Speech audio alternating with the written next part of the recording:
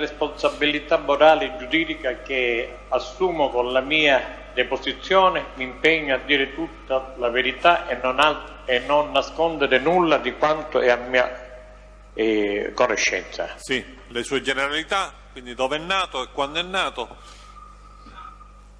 Mi chiamo Mutolo Gaspare, sono nato a Palermo il 5/2/1940. 5/2/1940, va bene. Allora, l'esame è stato richiesto dal pubblico ministero e quindi diamo la parola al pubblico ministero per iniziarlo. Buongiorno signor Mutolo, mi sente? Buongiorno, sì signore. Innanzitutto io le chiedo di riferire alla Corte se lei ha fatto parte di Cosa Nostra e, in caso positivo, quando è entrato a far parte dell'associazione. Guardi, io sono entrato ufficialmente a fare parte di Cosa Nostra nel 1973. Sono entrato nella famiglia di Rosario Riccobono, capomandamento della Piana dei Colli e fino a quando ho collaborato ufficialmente fino al giugno del 1992, ma già io prima nel 91 già avevo deciso di uscire fuori dell'associazione mafiosa. Lei ha detto la famiglia di Rosario Riccobono, può dire territorialmente di quale famiglia si tratta? Sì, la famiglia ufficialmente era quella di Partanna Montella, ma con il mandamento che era Tommaso Natale, San Lorenzo, e per un certo periodo arrivavano fino ai confini di Palermo, prima di fare il mandamento di Madonia, io parlo degli anni 75-76. Senta, lei è stato combinato direttamente da Rosario Riccobono o da chi, in caso negativo? Allora, io sono stato combinato a Napoli nella tenuta di Lorenzo Nuvoletta, e insieme a me c'era Riccobono, Lorenzo Nuvoletta, un certo Manuele D'Agostino ed altri personaggi, per volontà completamente di Rina, perché in quei paraggi c'era Salvatore Rina, che l'avevo visto io 2 giorni prima, era in un casiggiato dei Nuvoletta in campagna. Senta, ha detto capofamiglia e capomandamento Rosario Riccobono, ma dopo la morte di Rosario Riccobono, da chi questi è stato sostituito nella qualità di capomandamento? Allora, dopo la scomparsa di Riccobono è stato preso da Gambino Giacomo Giuseppe, detto Utignoso, ufficialmente era il nuovo capomandamento della Piana dei Colli. Ricorda in che anno è morto Rosario Riccobono e c'è stata questa sostituzione? Riccobono muore e scompare il 30 novembre del 1982. Senta, sempre sinteticamente, lei nella famiglia a cui ha fatto riferimento ha avuto delle cariche, formali, ha ricoperto dei ruoli specifici? Guardi, io ruoli importanti intrinsecamente non avevo, però tutti sapevano che io ero molto amico di Riccobono, abitavo assieme con la famiglia di Rosario Riccobono, con la mamma, i bambini, solo che negli ultimi periodi, nell'81, mi fa capo di Cina, ma semplicemente per un senso così, non per rispetto, però tutti sapevano che io ero completamente, uno a disposizione di Rosario Riccobono. E questi rapporti di forte fiducia e di contatto frequente sono proseguiti anche con il capomandamento successivo, ha detto prima Gambino Giacomo Giuseppe? Sì signore, questi rapporti che sono nati, anche perché io a Gambino Giacomo Giuseppe l'ho conosciuto subito nel 73, dopo che sono entrato a fare parte di Cosa Nostra. Ufficialmente l'ho andato a trovare a San Lorenzo, che lui aveva una stalletta con alcune mucche, allora parlo del 73, e quindi ufficialmente lo conoscevo dal 1973. Signor Mutolo, ma lei, a prescindere dalle cariche formali, ci può riferire sinteticamente di quali attività illecite si è occupato per conto della sua famiglia, per conto dell'associazione Cosa Nostra, negli anni della sua affiliazione? Guardi, quello che di solito fanno tutti i mafiosi, insomma, mi occupavo di fare delle estorsioni, del contrabbando dell'eroina, degli omicidi, insomma, tutto quello che c'era da fare, ma erano compiti che ogni mafioso nelle loro zone fa, insomma. E per questi reati commessi nell'interesse dell'organizzazione lei ha sofferto anche periodi di detenzione, di carcerazione? E se sì, se ci può orientativamente dare dei punti di riferimento temporali sui periodi di detenzione?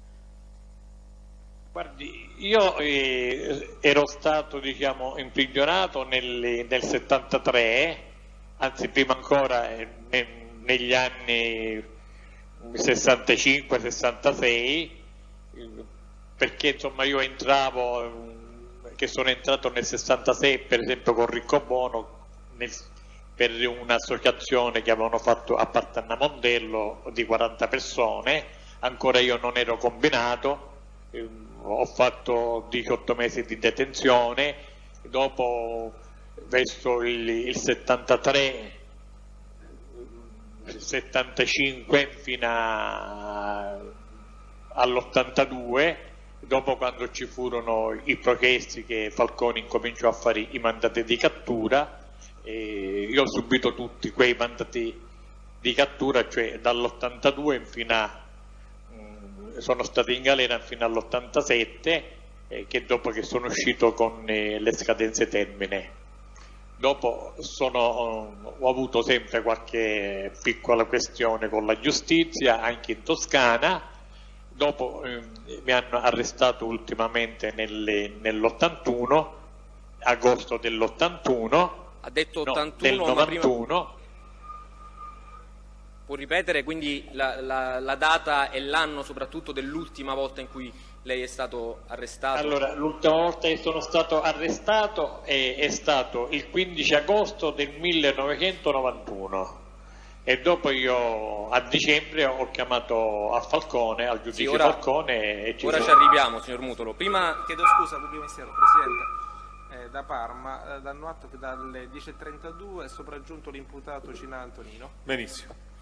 Andiamo avanti, pubblico ministero. Sì, dicevo, signor Mutolo, prima di farle alcune domande specifiche sull'inizio della sua collaborazione, sui primi interrogatori che lei ha reso all'autorità giudiziaria, io le faccio questa domanda per il momento generale, poi, come le ho detto, approfondiremo i dettagli. Lei in che momento ha maturato l'idea di collaborare con la giustizia e se ci può dire sinteticamente per quali ragioni lei ha fatto questa scelta? Guardi, veramente questa maturazione stava nascendo mentre io ero fuori, che ne parlavo con un amico mio, con un certo Condorelli, che dopo è stato ucciso questo a Gavarrano, perché seguivamo attentamente tutto quello che stava combinando la mafia, che si sono messi a uccidere anche donne di qualche mafioso e quindi, cioè, con questo Condorelli commentavamo il comportamento un pochettino, non un pochettino, tutto cambiato dei signori mafiosi.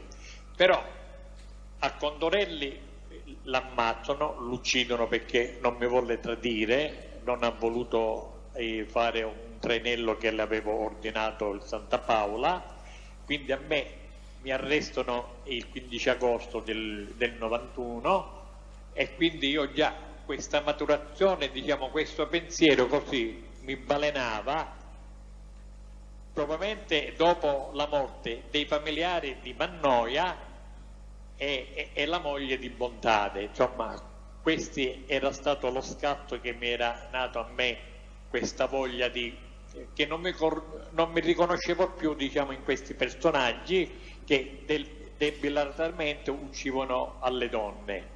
Quindi ho avuto occasione di essere io in galera, così mandai a chiamare al dottor Falcone, dopo logicamente un ripensamento, una mia riflessione, e quindi prendo questa decisione, ma la prendo in una maniera netta, completamente, che per me era come una vocazione, cioè io ero orgoglioso di poter aiutare a un personaggio, diciamo come il dottor Falcone, il giudice Falcone, che lo conoscevo personalmente e leggevo pure tutto quello che le stavano combinando, insomma. Ora le farò domande specifiche su questo primo incontro con il dottor Falcone, ma un'ultima domanda preliminare. Lei, quando matura questa decisione di collaborare, aveva procedimenti penali in corso e se sì, per quale tipo di reato, per quali reati? E un'ulteriore domanda su questo punto: quante pene ancora aveva da espiare nel momento in cui prende la decisione di collaborare con la giustizia? Guardi, io avevo la pena un residuo pena del massiprocesso, perché avevo preso io 16 anni nel massiprocesso e avevo fatto le pensa dell'82 fino a credo nell'88, quasi 6 anni, più c'erano stati la buona condotta, perché noi insomma non è che facevamo in galera, prendevamo rapporti, insomma io penso che non dovevo fare più di 3 anni di carcerazione, più avevo un reato, diciamo, per traffico, ma non mi avevano trovato niente, avevo diciamo un'imputazione di traffico di droga di Gavarrano, insomma, della Toscana. E lei poi invece nel corso della sua collaborazione si è accusato anche di omicidi? Sì, io dopo ho parlato di tutto quello, diciamo, che avevo fatto, anche di omicidi che non avevo imputato, insomma, perché io, insomma, dopo, ti ripeto, al momento in cui io decido di collaborare, insomma, collaboro perché voglio cambiare completamente vita. Va bene, passiamo all'oggetto specifico della sua deposizione. Quindi lei ha già fatto riferimento prima alla sua volontà di collaborare in maniera specifica con il dottor Falcone. Lei come ha esternato questa volontà, quando, e le chiedo anche se ha effettivamente e concretamente incontrato il dottore Falcone?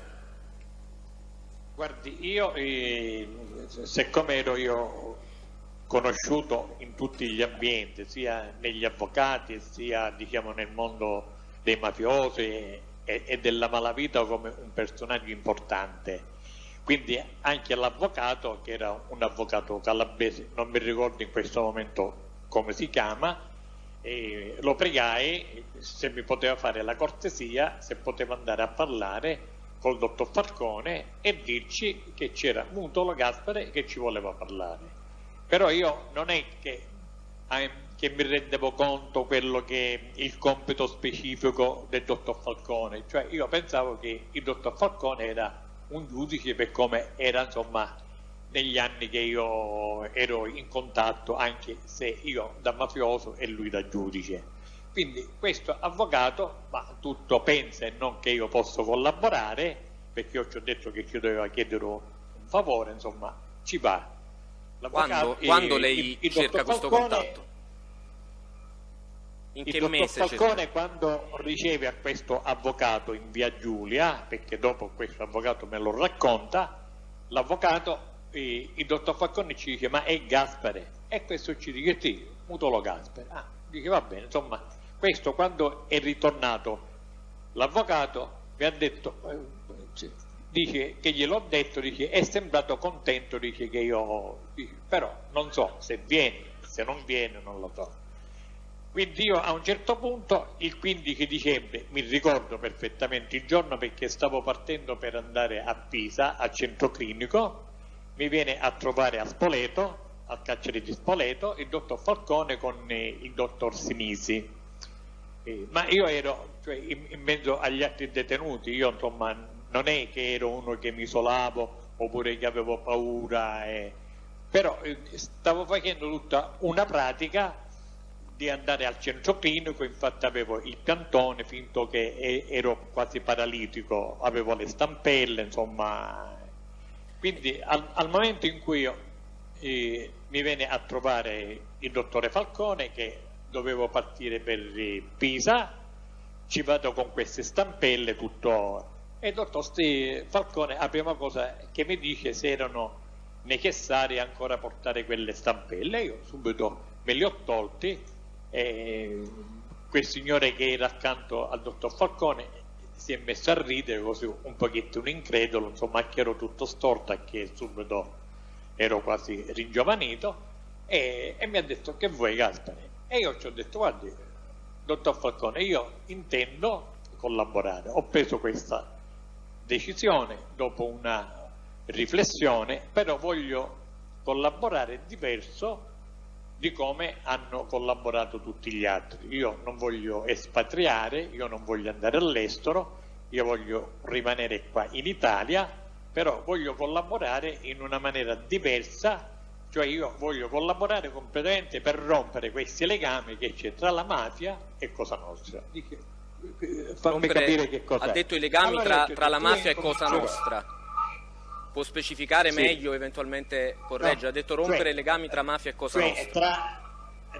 Tra la mafia, diciamo, e il mondo politico che erano collegati con questi mafiosi. Ci ho detto: io incomincerò da Roma a parlare di personaggi di Roma fino nel suo ufficio.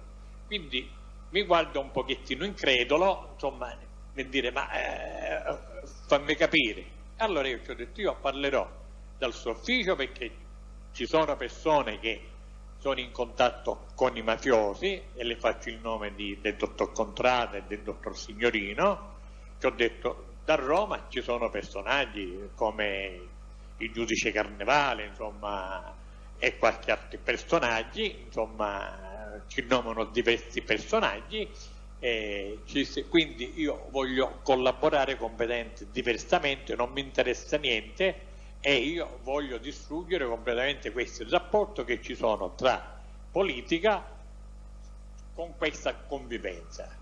Allora lui mi guarda e dice: Gaspare, io non posso raccogliere le tue dichiarazioni, perché ormai io sto facendo un altro lavoro. Io a questo punto le spiegò quale altra funzione, quale altro lavoro stava svolgendo in quel momento il dottor Falcone? Sì, me lo spiega, perché io subito ci ho detto: no, dato che lei non mi può interrogare, allora io non collaboro più, mi dispiace che l'ho disturbato.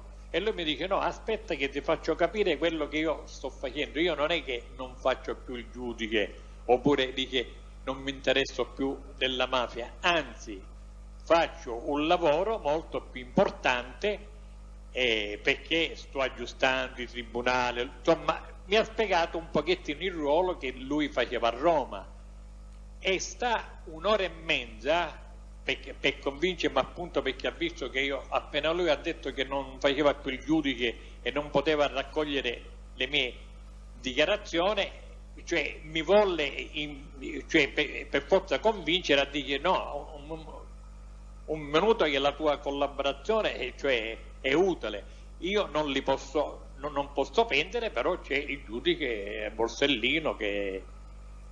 va bene. Ho detto, insomma, lei pensa che abbiamo state più di 2 ore a parlare, insomma, e dopo lui andò via. Quindi io ero convinto che da un momento all'altro, non lo so, nasceva qualche cosa. Invece non è nato niente, perché sono andato io a Pisa al centro clinico. Dopo un certo periodo mi venne a trovare il dottor Di Gennaro. Facciamo un attimo, quindi, signor Mutolo, mi scusi. Quindi il dottor Falcone già in questo primo incontro le disse che l'avrebbe messa in contatto con il dottore Borsellino, o che comunque il dottore Borsellino avrebbe potuto raccogliere le sue dichiarazioni, la sua collaborazione? Sì, signore, cioè il dottor Falcone mi indicò, dice: io non posso prendere le tue dichiarazioni, dice, perché non faccio più parte dei giudici a Palermo che interrogano le persone. Dice: però... dice c'è Borsellino. Chiedo scusa, io, siccome conoscevo pure io al giudice Borsellino. Presidente, chiedo scusa. Un attimo Dobbiamo sospendere un attimo l'udienza perché c'è il sito di Milano che non è caduto il collegamento. E allora fermiamoci un attimo, Mutolo, perché abbiamo problemi col collegamento da Milano. Vediamo se riescono a ripristinarlo.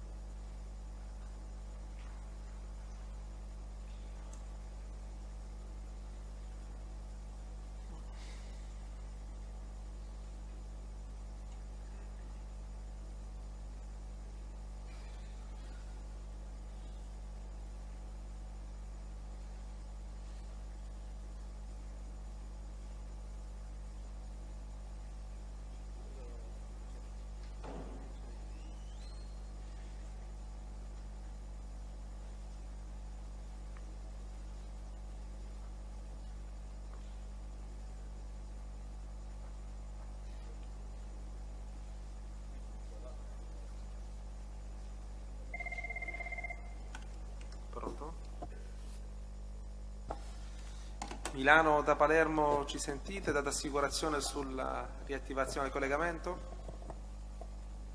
Sì, le diamo atto che abbiamo sia audio che video. Perfetto, grazie. Benissimo, allora riprendiamo. Mutolo, riprendiamo la domanda del pubblico ministero che l'aveva chiesto se già in quel primo incontro, quindi le parlò effettivamente, come d'altra parte lei ha già detto, della possibilità di metterla in contatto con il dottore Borsellino. Mi pare che era questa l'ultima domanda. Quindi lei conferma?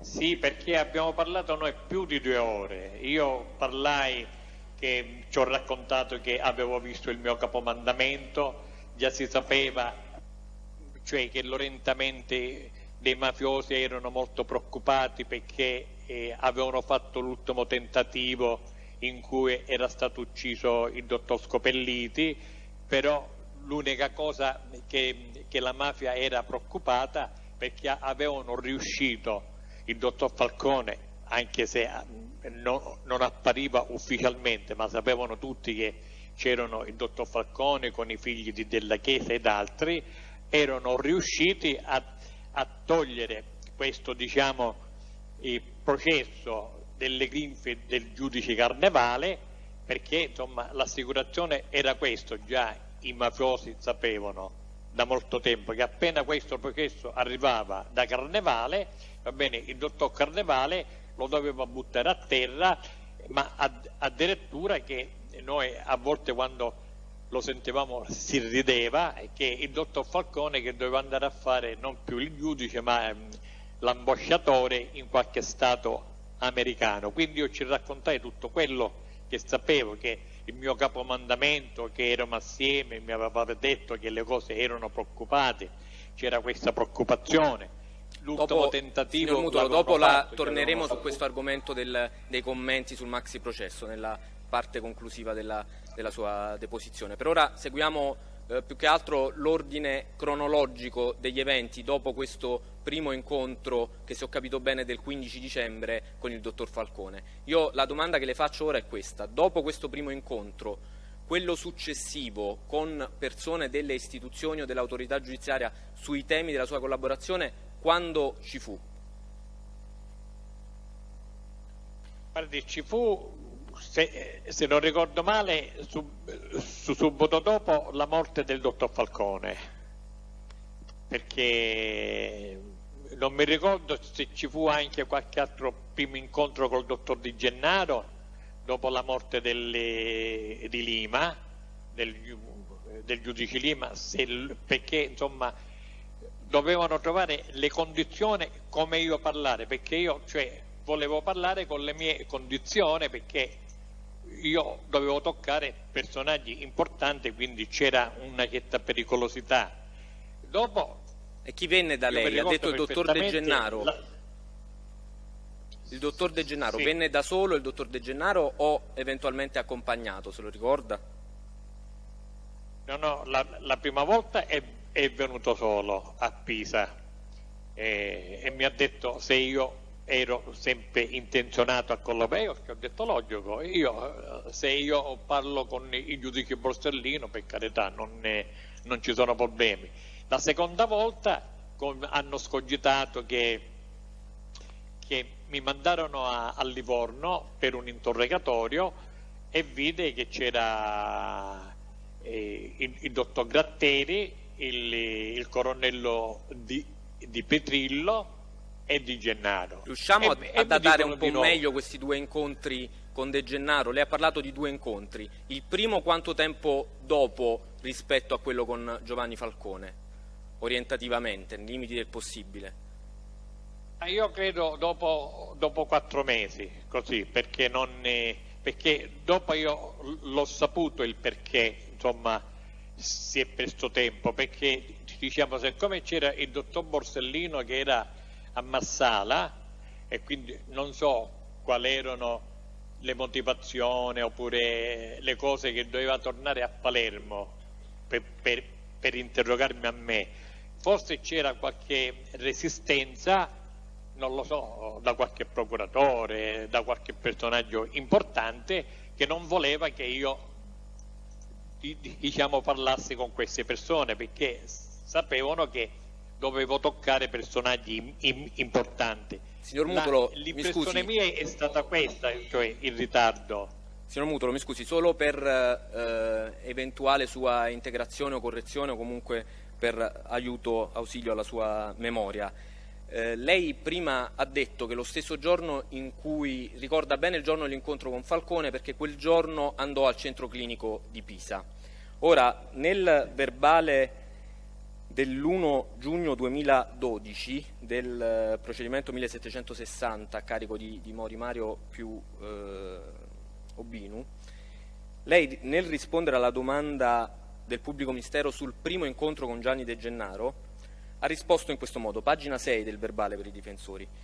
Ha detto: dopo è successo che io vado a Pisa, lo stesso giorno sono andato al centro clinico di Pisa e dopo alcuni giorni mi viene a trovare il dottore Gianni De Gennaro. Allora la mia domanda è questa, posto che invece oggi ha risposto dopo circa 4 mesi, riesce a ricordarlo meglio questo primo incontro con Gianni De Gennaro, quando si verificò? Guardi, io, siccome è passato tanto tempo, io mi ricordo che il dottor Di Gennaro è venuto diverse volte. Io non mi ricordo se è stato prima, diciamo, della morte del dottor Falcone o dopo. Cioè, che è venuto a Pisa, senz'altro è venuto a Pisa perché non mi parlò, insomma, ci siamo parlati, che mi ricordo che veniva sempre di pomeriggio. Però non posso essere preciso perché, insomma, non è che mi segnavo io i giorni oppure... Certo, mi stranizzava perché avevo capito che il dottor Falcone, quando abbiamo parlato, era molto contento perché mi ha spiegato che effettivamente l'Italia stava facendo, aveva attuato qualche legge per i collaboratori si stavano organizzando, che non c'era bisogno, che andavano in America per campare, insomma, che stanno facendo che delle leggi che aiutavano, insomma, tutte queste belle cose, mi incoraggiava.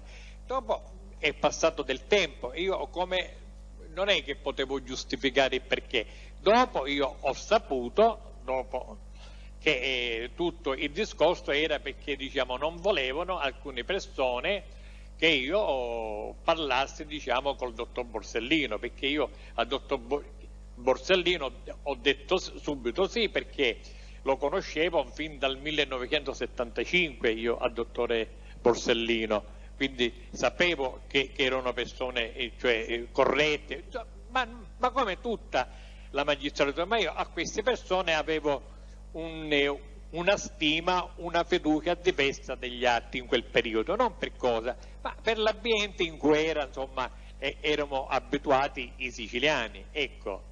Signor Mutolo, ma anche in questi incontri con il dottore De Gennaro lei, come aveva fatto con il dottore Falcone, illustrò sia pure genericamente i suoi propositi di collaborazione, o meglio i temi, gli argomenti che avrebbe voluto affrontare nel corso della sua collaborazione? No, col dottor Di Gennaro non siamo entrati mai quando abbiamo parlato, prima che io andassi a collaborare, diciamo, sullo specifico. Veniva soltanto per dirmi sei ancora intenzionato, e io ci dicevo sì, perché non lo so qual era il motivo, quello specifico, ma come nasce dopo la mia dissociazione per iscritto, che io il 25 giugno mi viene a interrogare, diciamo, il dottor Vigna, che mi portano all'ospedale con la dottoressa Silvia Della Monica, e dopo alcune cose della Toscana, che era tutto un pretesto, insomma, il discorso non so quello che stavano combinando, ma io capivo che era uno scammataggio. Ufficialmente io ho dichiarato al dottor Vigna che io mi dissociavo dalla mafia, che ero un mafioso e mi dissociavo della mafia, però per i fatti di Palermo volevo parlare soltanto con il giudice Borsellino, ed era precisamente il 25 giugno del 1992. 25 giugno che cosa succede? Hai il contatto con il dottor Vigna il 25 giugno? Sì. Bene. Dopo il 25 giugno che cosa succede? Riesce ad avere questo incontro con il dottore Borsellino, e se sì, quando, se lo ricorda? Sì, il primo luglio mi viene a trovare il dottor Borsellino. Apparentemente era, diciamo, un incontro diciamo segreto, riservato, quindi allora io tenga presente che il 25, io il 26 a me mi portano, diciamo, in una località, diciamo, a Roma. Allora c'era la sede della DIA, era soltanto via Carlo Feo, era soltanto un ufficio. Successivamente nasce via Colla di Rienzi, piazza Priscilla, quindi io vedo nascere tutte queste cose.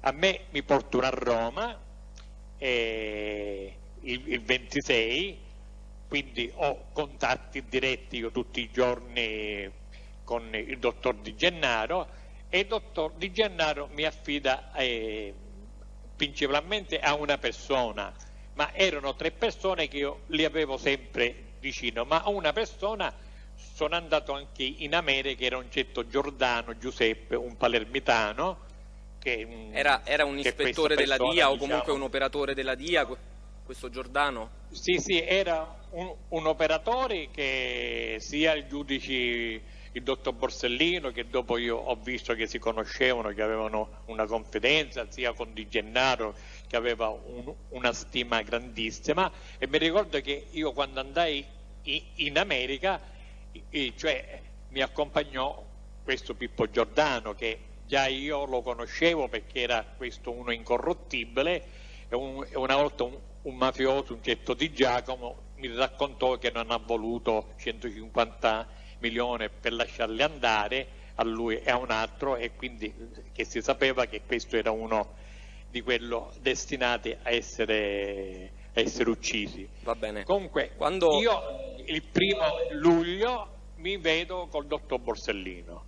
Ora dobbiamo cercare di soffermarci segreto, con la massima attenzione, la massima precisione possibile su questo incontro del 1° luglio con il dottore Borsellino. Io prima di tutto le faccio una domanda, anche se lei in parte prima l'aveva già accennato.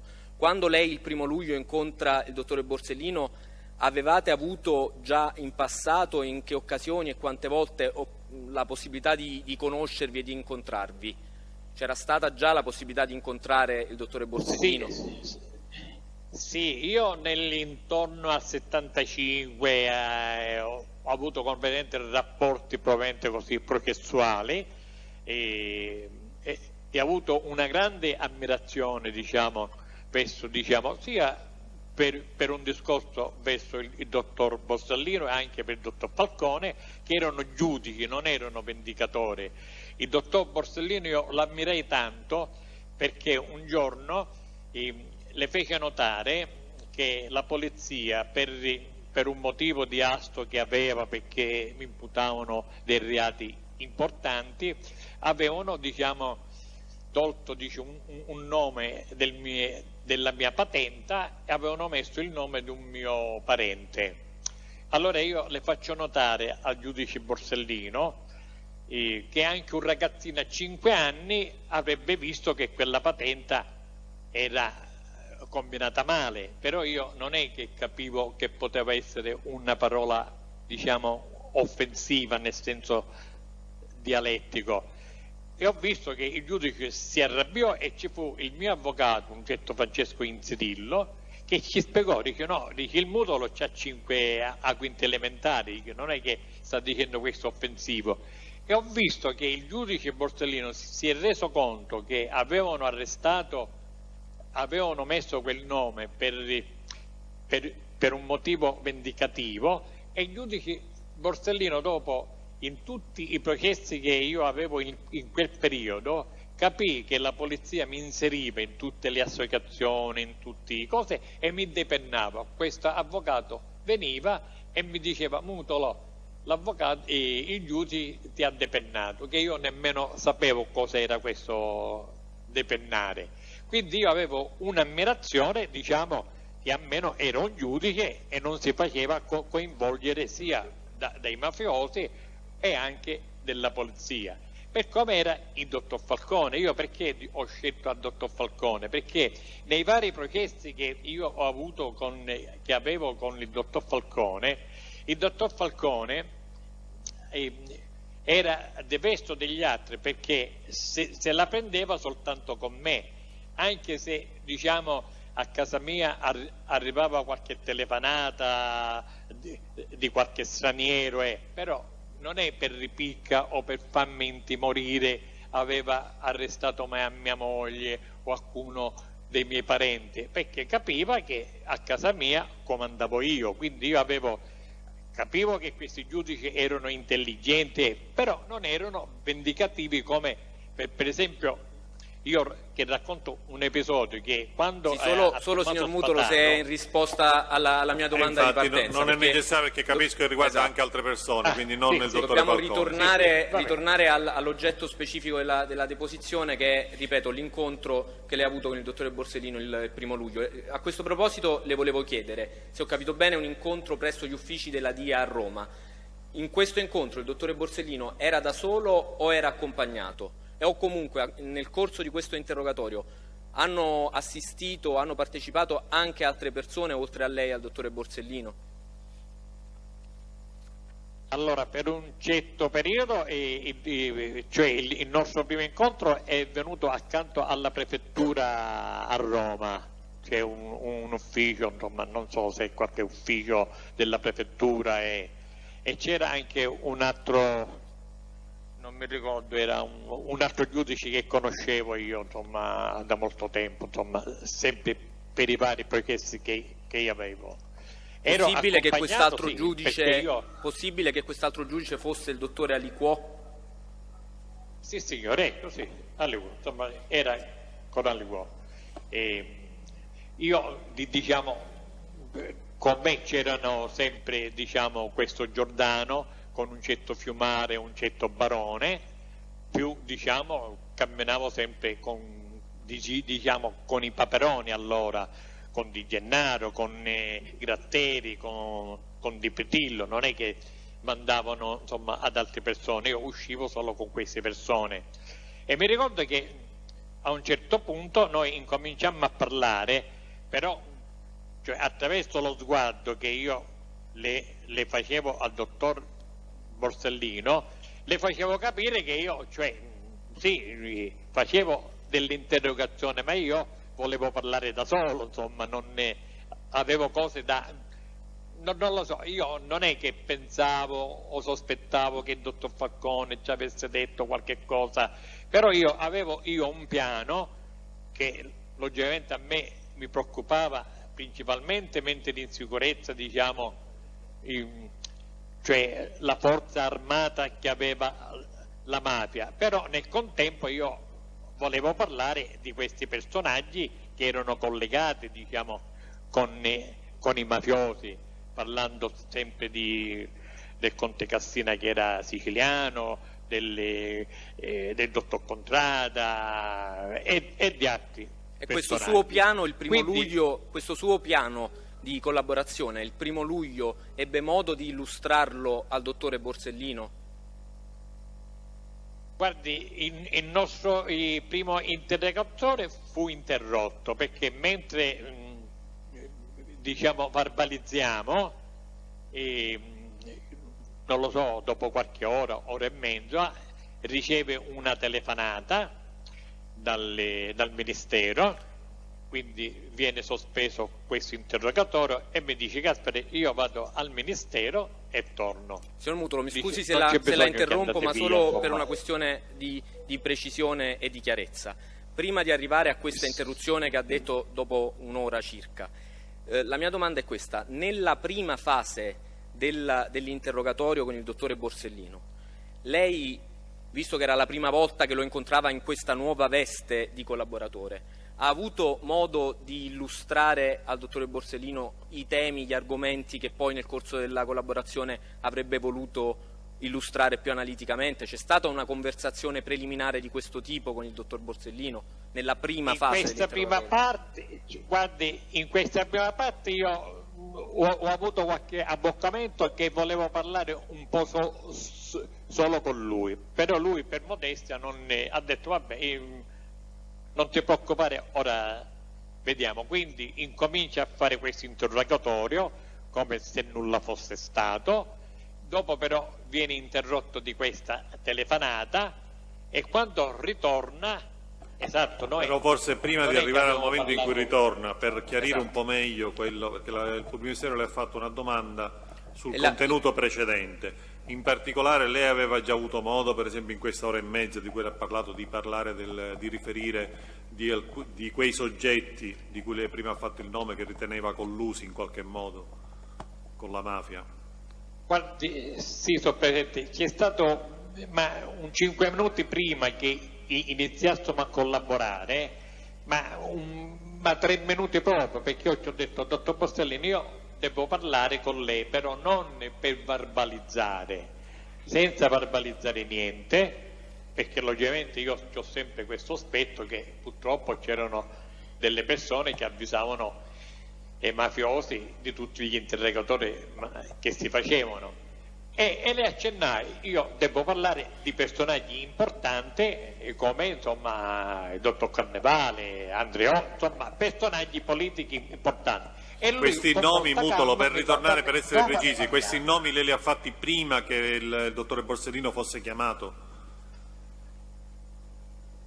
Guardi, signor Presidente, io non posso ricordare quanto nome ci ho fatto, però abbiamo avuto 3-4 minuti di stare solo, non lo so, forse quelle persone che ci accompagnavano l'hanno capito, ci ha fatto dicendo lui, io non lo so, c'è stato un paio di minuti che lui vedeva che io ci volevo dire qualche cosa. Vabbè. Questo quindi prima dell'interruzione di cui ha parlato prima, quella della telefonata. Prima di incominciare a parlare, Lei ha fatto anche i nomi che ha fatto prima, cioè di Signorino e di Contrada, al dottor Borsellino in questi minuti preliminari? Guardi, se li ho fatti tutti io non mi ricordo, ma il discorso che io volevo parlare con lui da solo l'abbiamo avuto subito. Allora, noi, signor Mutolo, io sempre ha fatto il modo. Signor Mutolo, sempre nella logica di prima, cioè di aiuto alla sua memoria, le leggo la risposta che ha dato alla stessa domanda del Pubblico Ministero. Il verbale è sempre quello che ho menzionato prima, pagina 8. Fa riferimento all'incontro del 1° luglio con il dottor Borsellino e dice: quindi abbiamo parlato un pochettino così nella forma ufficiosa. Dopo, incomincia l'interrogatorio. C'era pure il dottore Aliquò. Il Pubblico Ministero le chiede: mi scusi, nella forma ufficiosa che lei dice, lei cosa dice al dottor Borsellino? Che io sono solo con il dottor Borsellino. Ed ancora: siccome io lo avevo accennato al dottor Falcone quando abbiamo perso quelle 2 ore di tempo che lui mi ha convinto a collaborare, perché mi conosceva che potevo sapere qualche cosa di importante, io le feci presente che volevo incominciare a fare un po' di ordine completamente dal suo ufficio. E lui, un pochettino meravigliato perché dal mio ufficio, ed io ci ho nominato, al dottor Signorino e ci faccio pure il nome di un alto funzionario, il nome del dottor Contrada, ci faccio pure qualche nome di qualche magistrato. Questo è quello che lei ha già riferito in relazione a questa domanda. Lo conferma oggi? Riesce a ricordare se in Sì, questi signore, minuti... intendo dire io questo, 2 o 3 minuti, cioè qualche cosina, però è stato subito perché c'erano molte persone nel corridoio e non ci sembrava corretto che li faceva stare a tutti fuori, però logicamente mi fece capire che avevamo noi tempo di poter parlare, ma non ne... Quindi ha fatto entrare al dottore Aliquò, c'era pure Giordano, altre persone insomma fuori, c'era una grossa confusione perché allora era un periodo, vedi signor Presidente, parlando ora di queste cose c'è una certa tensione, ma la tensione che c'era allora era ben diversa di quella di ora, insomma era un periodo molto brutto, insomma si vedevano insomma che c'erano tante preoccupazioni in giro, quindi il fatto che abbiamo messo noi a parlare, io tranquillamente le volevo spiegare tutta l'organizzazione come era combinata, perché nel mio pensiero io già avevo una strategia, cioè prima mente di insicurezza a tutti quelli che potevano fare danno, diciamo, alle persone, va bene, al gruppo armato, e dopo parlare pian piano di questi contatti che c'erano, che io li ritenevo molto importanti. Quindi io incomincio a illustrarci com'era combinata, diciamo, l'organizzazione mafiosa. Quindi parliamo, ora io non è che mi ricordo come incominciai, ma ho parlato di questo. Dopo un'ora e mezza che io le stavo spiegando tutta la composizione di Cosa Nostra, il dottor Borsellino si assenta, dicendomi devo andare al Ministero perché mi ha chiamato il Ministro. No, va bene, lo salutiamo e aspettiamo là. Un attimo, signor Mutolo, lei ha assistito ritorna a questa telefonata? Cioè la telefonata è stata ricevuta dal dottore Borsellino in sua presenza? Sì signore, sì signore, sì signore. Io sono seduto e c'era credo anche il dottore Aliquò e lui, diciamo, molto seccato, un po' dispiaciuto perché doveva interrompere questo colloquio, secondo me tanto sofferto, se ne va. Quindi io rimango là seduto, c'erano persone che io ben conoscevo. Quando ritorna... Un attimo, poi arriviamo al ritorno. Che cosa le dice il dottore Borsellino dopo questa telefonata e prima di andare via? Le fa qualche commento, le dice qualcosa? No, mi dice che andava al Ministero a parlare col Ministro, insomma che l'aveva chiamato il Ministro, tranquillamente, era un pochettino, diciamo, a tipo dispiaciuto che doveva interrompere questo colloquio che noi avevamo e se ne va, insomma io non è che lui... E si allontanò da solo si allontanò da solo oppure andò via anche con il dottore Aliquò? Guardi, non mi ricordo questo, non mi ricordo, non mi ricordo proprio, io sono rimasto là, insomma, c'erano sempre persone che conoscevo, parlavo, scherzavo,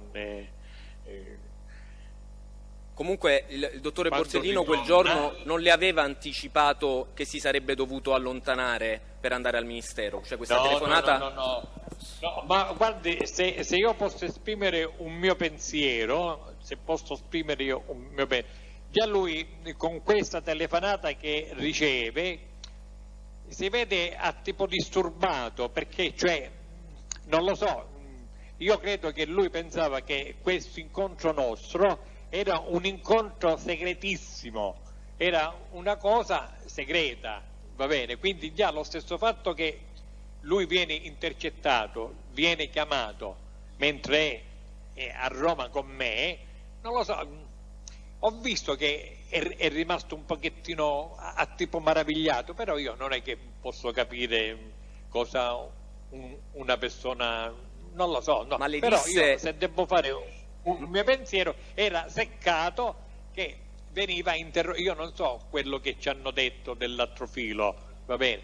Ma Però sulla base di quello che lei ascoltò di... durante la telefonata o dopo la telefonata, capì perché il dottore Borsellino doveva andare al Ministero? Ebbe modo di dirle perché ci doveva andare, se doveva incontrare qualcuno? Il dottor Borsellino me l'ha detto, come scusandosi per dovermi lasciare da solo. Dice: Gasperi, mi ha chiamato il ministro, vado al ministero, insomma dal ministro. Va bene. Però con un senso a tipo va, non è che se mi hanno chiamato debba andare, non è, insomma, era una sua volontà, è stato interrotto questo nostro primo abboccamento, cioè questo è il pensiero che ho avuto io, insomma. Non è... Quanto tempo orientativamente è mancato il dottore Borsellino dopo essere andato via? Guardi, grosso modo un'ora e mezza, un'oretta e quarto, cioè intorno a un'ora e mezza ai 2 ore, non è che manco tanto dopo, insomma. E quando mancate, rientrò, dopo quest'ora, ora e mezza, ebbe modo di commentare l'incontro che c'era stato al Ministero? Le disse qualcosa su quell'incontro? Ma guardi, non è che mi commentò, era diciamo molto arrabbiatissimo, pensi che io a un certo punto mi metto a ridere e ci faccio: dottore, guarda che c'ho 2 sigarette accese, perché ne aveva una accesa in bocca e l'altra se l'aveva tolto e se ne aveva acceso un'altra, talmente era agitato, che dopo io l'ho capito il perché, diciamo, questo discorso, perché lui mi dice che incontra, dopo che avere parlato col ministro, cioè incontra al dottor Parisi e al dottor Contrada. Quindi il discorso qual è? Che io lo intuisco subito questo io, cioè un colloquio così segreto, così diciamo blindato, a un certo punto risulta un segreto di Pulcinella, insomma, lo sapevano, insomma, i personaggi, diciamo, non lo so, qualcuno magari che era già, che lui sapeva che era molto criticabile il dottor Contrada. Io ora non voglio parlare del presidente Mancino o del dottor Parisi, ma nemmeno mi permetto, però io capisco che lui si meraviglia perché così parlando mi dice che mi porta i saluti del dottor Contrada, che il dottor Contrada ha la sfacciataglia e dice: so che insieme a Mutolo, me lo saluta e le dice: se le occorre qualche cosa io sono a sua disposizione. E il dottor Borsellino commentò questa battuta di Contrada, visto che, come lei ha detto giustamente, si trattava di un interrogatorio coperto dal segreto istruttorio e invece il dottor Contrada le aveva portato i saluti e quindi aveva dimostrato di essere a conoscenza di quell'atto istruttorio che si stava compiendo quel giorno. Il dottore Borsellino commentò, cercò di dare una spiegazione alla conoscenza da parte del dottor Contrada di quell'interrogatorio riservato e segreto che stavate facendo il 1° luglio. Guarda, già il dottor Borsellino sapeva, io ora non mi ricordo se ci ho parlato io, insomma, lì, insomma, cioè non posso essere, insomma, io penso che già ce ne avevo parlato, io ce l'avevo accennato che volevo parlare io di questi personaggi importanti, però non posso essere certo al 100% quello che ci ho detto, però il mio forte qual era? Diciamo, mentre in avviso, diciamo, le persone che io collaboravo che c'erano questi legami e si dovevano tagliare, esatto. Quindi la meraviglia del dottor Borsellino è qual è? Che queste persone, cioè una cosa travagliata che si è perso un sacco di tempo, perché dopo io so che a Palermo c'erano stati delle resistenze perché non voleva qualcuno che il dottor Borsellino mi venisse a interrogare, va bene? Però io in quel momento non è che sapevo, io non non mi interessavano sapere queste cose. Io insomma ormai avevo quella decisione ed ero deciso che se non veniva il dottor Borsellino io sicuramente non avrei collaborato, ma non per sfiducia, perché io dopo devo ammettere ora, io a distanza di tempo, che veramente io non ho niente da lamentarmi con nessun giudice, a parte qualcuno, mi dispiace che si sia suicidato o qualcuno, non lo so, però io oggigiorno, perché hanno preso, diciamo, quel momento come una lotta, come un risveglio, diciamo, a liberare la mafia di questo ingranaggio che c'era allora, magari con un pochettino minore, c'è ancora. Va bene, perché non è che siamo... Torniamo a quell'argomento che stavamo affrontando. Le volevo fare un'altra domanda, sempre da quello che lei ha sentito da Paolo Borsellino al ritorno dal Ministero. Contrada, incontrato al Ministero, si era limitato a mandarle i saluti tramite il dottor Borsellino o le aveva detto anche qualche altra cosa tramite il dottor Borsellino? Era a mia disposizione, se mi occorreva qualche cosa lo era a mia disposizione. In che senso era a sua disposizione? Lo capì? Che significa Contrada era a sua disposizione? Ma non lo so, il discorso poteva essere, cioè, uno scambio di opinione, non lo so, sa, insomma, questi personaggi sono diabolici, non è, insomma, lei può entrare nella mente di alcuni personaggi che sono intelligenza, che hanno gli studi, no? Ma comunque ha detto questo: io sono a sua disposizione, se le occorre qualche cosa, io non so che cosa lui si riferisse, qualche informazione, qualche bisogno così, non lo so, però lui ha detto questo: mi saluti al Mutolo, ci porti i miei saluti e le dice che io sono a sua disposizione, se le occorre qualche cosa dice io sono a disposizione. Va bene. Lei prima in qualche misura già lo ha accennato, però vorrei che lo specificasse meglio. Da quello che le riferì il dottore Borsellino, al Ministero l'incontro con il Ministro c'era poi effettivamente stato oppure no? Guardi, il dottor Borsellino mi dice dopo, parlando, perché dopo noi abbiamo commentato questo discorso, non è che passò così, insomma, inosservato, che dopo aver salutato al presidente Mancino, che l'aveva andato, almeno apparentemente l'aveva chiamato lui, quando uscì dalla stanza del presidente Mancino, Nicola Mancino uscì e trovò assieme a Parisi e Contrada. Almeno questo è quello che mi ha detto a me il dottor Borsellino, ma non commentando, secondo me, anche, come si dice, il discorso che come mai queste persone, cioè, perché dato tutto quello che era successo, non è che dice io ero un collaboratore come tutti gli altri, signor giudice, io ero un collaboratore che io sono uscito con i miei piedi mentre ero con altri mafiosi. Io non è che a me mi faceva male pensare quei poveracci che per collaborare si debbono mettere in isolamento, hanno paura. Io ero tranquillamente in mezzo ai miei compagni mafiosi, anche se mi scoprivano mi potevano anche fare qualche cosa, ma io non li pensavo completamente. Ormai il mio pensiero era quello che li volevo distruggere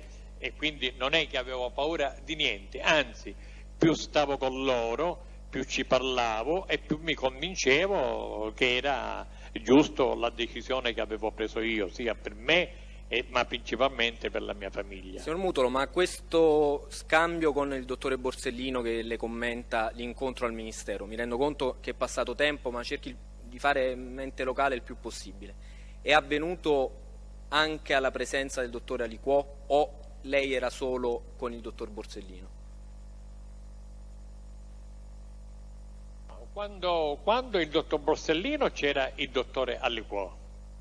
Dopo, quando il dottore Borsellino ritornò, dopo entrò 5 minuti, dopo 5 minuti entrò anche il dottore Aliquò, perché abbiamo ripreso, diciamo, l'interrogatore, quello formale, perché al dottore Borsellino ci premeva quello che ci dovevo dire io cioè a parte, non è che cioè, i verbali potevano essere insomma fatti in qualsiasi momento, però lui voleva, diciamo, e mi diceva a Gaspare, insomma, voleva acquisire più informazione possibile di quelle che io non volevo mettere a verbale. Signor Mutolo, la mia domanda Quindi era questo discorso su Contrada, sull'incontro con Contrada, Parisi e Mancino. Borsellino glielo fece in presenza del dottor Aliquò o il dottor Aliquò non era ancora arrivato? Perché lei prima ha parlato di 5 minuti circa, prima del ritorno anche il dottor Aliquò. Allora io volevo capire se questo discorso sull'incontro al Ministero fu fatto da lei con il dottor Borsellino in questi 5 minuti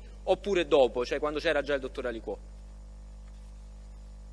Io non mi ricordo se c'era Aliquò, perché quando noi abbiamo messo a interrogare c'era anche il dottore Aliquò. E quindi c'era anche qualcuno della DIA che scriveva a macchina. Quindi, ma io penso che dinanzi a queste persone non ha detto questo, ci siamo soffermati. Di fronte a questa risposta comprensibilmente dubitativa, posto che sono passati tanti anni, io le leggo la sua risposta data più o meno la stessa domanda, in occasione dell'esame nel processo Borsellino Ter, udienza del 14 aprile 1999, pagina 16. È un verbale depositato dalle difese.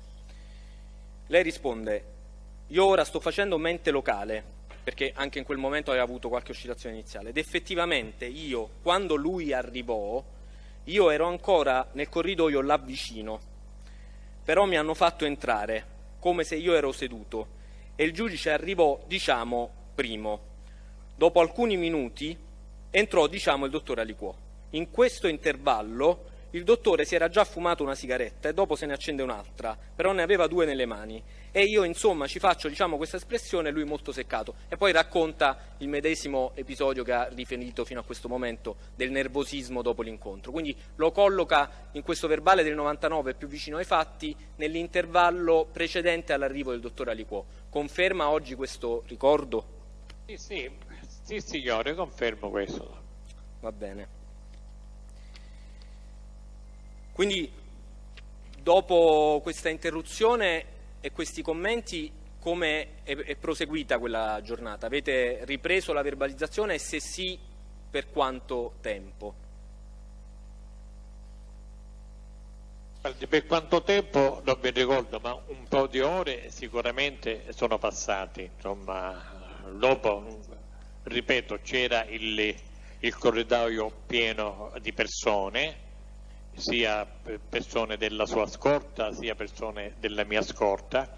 Quando dopo abbiamo finito, non lo so se erano le 9, 9:30, non lo so, però lui si intrattenne pure qualche minutino prima di uscire, va bene, da solo. Dice: Gaspare, allora, e sempre io parlavo di quelle persone che non volevo mettere a verbale, nominandoci sempre, diciamo, queste persone importanti, sì, che erano a Roma ed erano a Palermo. Quindi lui però mi diceva: Gaspare, però dobbiamo cercare in modo di queste cose metterle a verbale, perché si deve agire. E io le raccomandavo: no, dottore, io le posso dire questo, il gruppo di fuoco che c'ha la mafia è una cosa che lei nemmeno si immagina.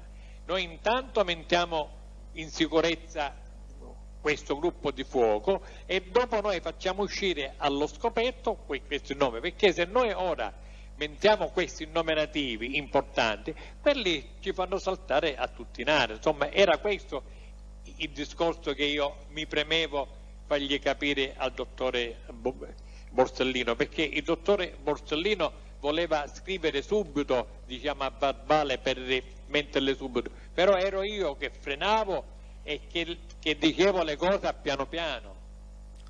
Senta, ma dopo questo primo incontro del 1° luglio 1992 e fino ovviamente al 19 luglio, ci furono altri incontri, altri interrogatori con il dottore Borsellino? Guardi, io mi ricordo che mentre siamo sempre in via Carlofea col dottore Borsellino, e precisamente io non mi ricordo ora il giorno qual è, io però mi ricordo un particolare, che ascoltiamo nella radio, che aveva una radiolina accesa, era anche per non far sentire, chissà, qualcuno ascoltava, e abbiamo sentito alla radio che gli autori dell'omicidio del sindaco che erano imputati, Santa Paola, Mariano Agati, credo l'omicidio del sindaco Lipari nella zona del Trapanese, erano stati assolti perché un colonnello aveva dato l'alibi a queste persone nel fare l'unguanto di paraffina, e quindi avevano giustificato, diciamo, quelle tracce di polvere da sparo. Io mi ricordo che mentre noi ascoltiamo questo, io ho un momentino di nervi e le dico: dottor Borsellino, sarebbe cosa di andarmene e non parlare più, ma vede come finiscono i processi, cioè, perché quello per me era un processo chiaro, che avevano preso a queste persone dopo 2 ore che avevano commesso questo omicidio, ma se un colonnello dei carabinieri ci dà l'alibi che erano stati a caccia nella loro tenuta, insomma è logicamente che quelle perizie non hanno avuto più valore. E il dottore Borsellino, sempre con quella sua saggezza, con quella calma, mi dice: Gaspare, dice, ricordati, dice, che fino a poco tempo fa si rifiutava il dire che esisteva la mafia. Ora siamo a questo punto, dobbiamo avere pazienza con la speranza che piano piano le persone prendono coscienza. Io non mi ricordo il giorno preciso qual è, però si può rilevare, quando c'è stata questa sentenza, che mi ricordo che ho avuto questo, diciamo, scatto di ira, di nervatura, di delusione, a dire: ma possibile che ancora oggi ci sono persone, cioè competenti, che dicono la mafia non esiste, oppure è un'invenzione giornalistica, oppure qua non succede niente, insomma, eppure era quel giorno. Quindi per questo poi per la data documenteremo con l'eventuale produzione dei verbali. Diamo come dato obiettivo che si tratta di incontri del 16 e del 17 luglio 1992. Scusa, Pubblico Ministero. Presidente, dal sito di Milano comunicano delle 11:37 l'imputato Riina ha rinunciato temporaneamente all'udienza. Vabbè, diamo atto e proseguiamo. La domanda che le volevo fare: innanzitutto, anche in occasione di questi altri interrogatori ci furono occasioni per parlare con il dottore Borsellino fuori dalla fase di verbalizzazione? Sempre, guarda, a me mi accompagnava un certo Giordano, a volte c'era anche un certo Barone, che erano assieme, che Di Gennaro me li aveva messa e non mi mollavano mai, ma Giordano educatamente a volte c'era, quando si verbalizzava c'era, Giordano entrava, usciva. Quando invece io parlavo solo con Borsellino non c'era nessuno, perché sapevano che io volevo parlare con lui, cioè, il discorso era chiaro che io non volevo verbalizzare, perché avevo paura che al momento si verbalizzasse i mafiosi sapessero, e non mi sbagliavo, che di quello che stavo dicendo io, cioè non era una cosa risaputa, insomma. Ora io le faccio, signor Mutolo, ancora negarlo, cioè il motivo era questo. Io non è perché volevo parlare col dottor Borsellino da solo, perché era un segreto che dovevo avere io e lui, no, era una strategia che lui intanto doveva sapere queste cose e si doveva guardare di questi personaggi, va bene? E più si doveva verbalizzare per mettere in sicurezza il gruppo di fuoco dei mafiosi, che erano tanti e tutti fuori, tutti latitanti, allora, cioè ce n'erano un sacco fuori. Va bene, signor Mutolo, questo lo abbiamo precisato. Io ora le faccio una domanda sulla quale le chiedo il massimo sforzo di memoria e di precisione. In occasione di queste conversazioni fuori verbale, in uno di questi 3 incontri, poi cercheremo eventualmente di capire in quale dei 3, è mai capitata la possibilità di sentire il dottore Borsellino che, parlando con lei o anche con altre persone, abbia fatto riferimento a discorsi relativi alla concessione di benefici penitenziari a detenuti dissociati? È capitato a lei di sentire, di ascoltare un discorso del genere e poi eventualmente ci dirà fatto con chi dal dottore Borsellino? Guardi, quel periodo chi non voleva sentire non sentiva, chi non voleva capire non capiva quello che c'era attorno, diciamo, sia al dottor Borsellino e sia a diversi magistrati o poliziotti. Quindi è una cosa che purtroppo ognuno non voleva accettare, va bene, di queste cose che c'erano intorno, diciamo, a questi personaggi importanti. Insomma, lei pensa che il dottor Di Gennaro, va bene, cioè che è un personaggio, io penso che non ha paure, eppure in quel periodo aveva paura, perché veniva quando dopo Carlo Feo hanno fatto Via Colla di Rienzi, hanno fatto Piazza Priscilla, il dottor Di Gennaro veniva a dormire non a casa sua, ma veniva a dormire dentro Piazza Priscilla, perché si sapeva che anche lui era nel mirino delle... Logicamente si sapevano, i commenti erano tanti, insomma io ora non è che posso essere a distanza di 20 anni, perché erano cose magari che non si volevano accettare, non si volevano capire, qualche cosa che uno capiva non lo voleva capire perché appunto che sembrasse che non interessava a nessuno. Ma ripeto, chi non voleva sentire, chi non voleva capire il periodo che c'era in quel periodo, non lo faceva. Io però le ho fatto, signor Mutolo, una domanda aveva specifica. Una particolarità, diciamo che aveva un interesse, perché aveva, a parte che era un magistrato, capiva, diciamo, quel dolore che aveva avuto e quella preoccupazione che c'era intorno a sé, diciamo. C'erano altri personaggi magari che non lo facevano per male, ma cercavano di farci capire qual era la realtà. Sì. Insomma, che signor Mutolo, mi scusi se la interrompo. Io la domanda cerco di riformularle la domanda diversamente, insomma, di quelli che Mutolo, aveva la DIA, perché la DIA era, diciamo, quell'organo. Forse non sentono più.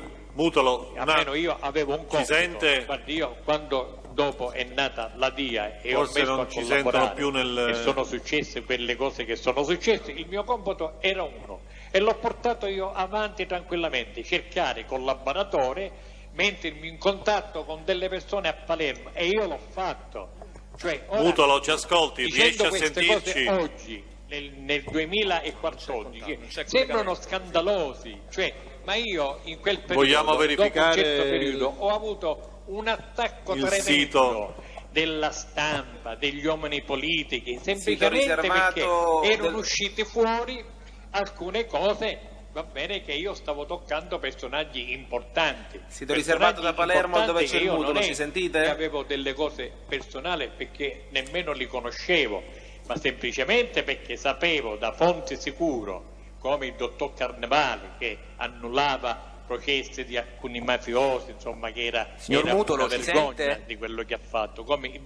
Mi dispiace soltanto per il dottor Signorino che si è tolto la vita, perché io avrei preferito che anche il dottor Signorino avrebbe detto come tutti gli altri: Mutolo è falso, Mutolo non è vero quello che dice, e sarebbe rimasto vivo. Invece, per come ci ho detto io a Salvatore Rina, che un giorno ci ha detto al Presidente io ero pericoloso perché c'erano magistrati che si erano suicidati, personaggi dello Stato in galera, ma io per portare le cose fino ad oggi, purtroppo se non mi comportavo, e io non avevo paura, perché guardando a quelle persone che hanno lottato e si sono sacrificati con la loro vita, ma io sono stato sempre pronto, diciamo, a sacrificare la mia vita e credo che sono Sito stato riservato l'unico dove c'è il mutuo, ci collaboratore sentite? che a me lo Stato non mi ha detto mai hai fatto una cosa sbagliata, perché io con lo Stato ho collaborato e non con i governi,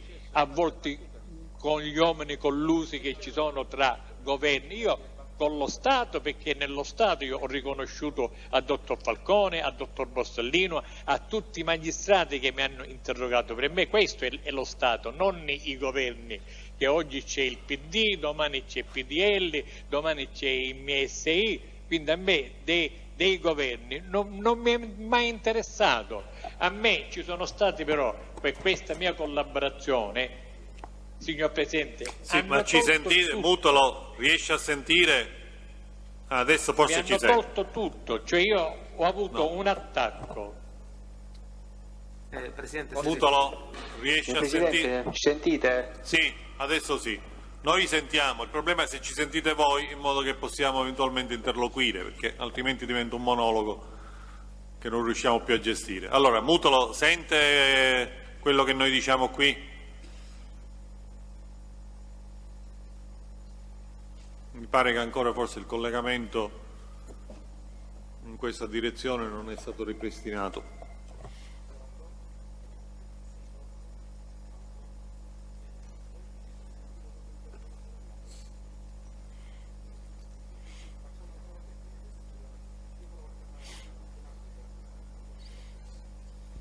Sito riservato, postazione del mutuo, ci sentite? Mi hai sentito per...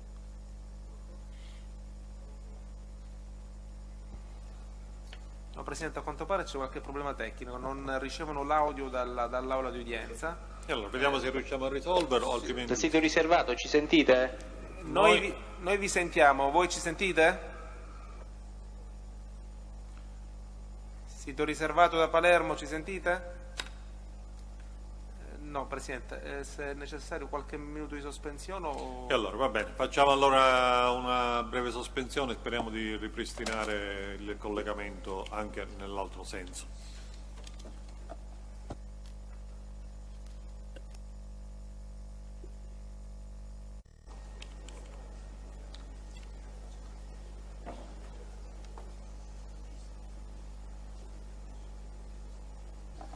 E allora, proviamo a riprendere.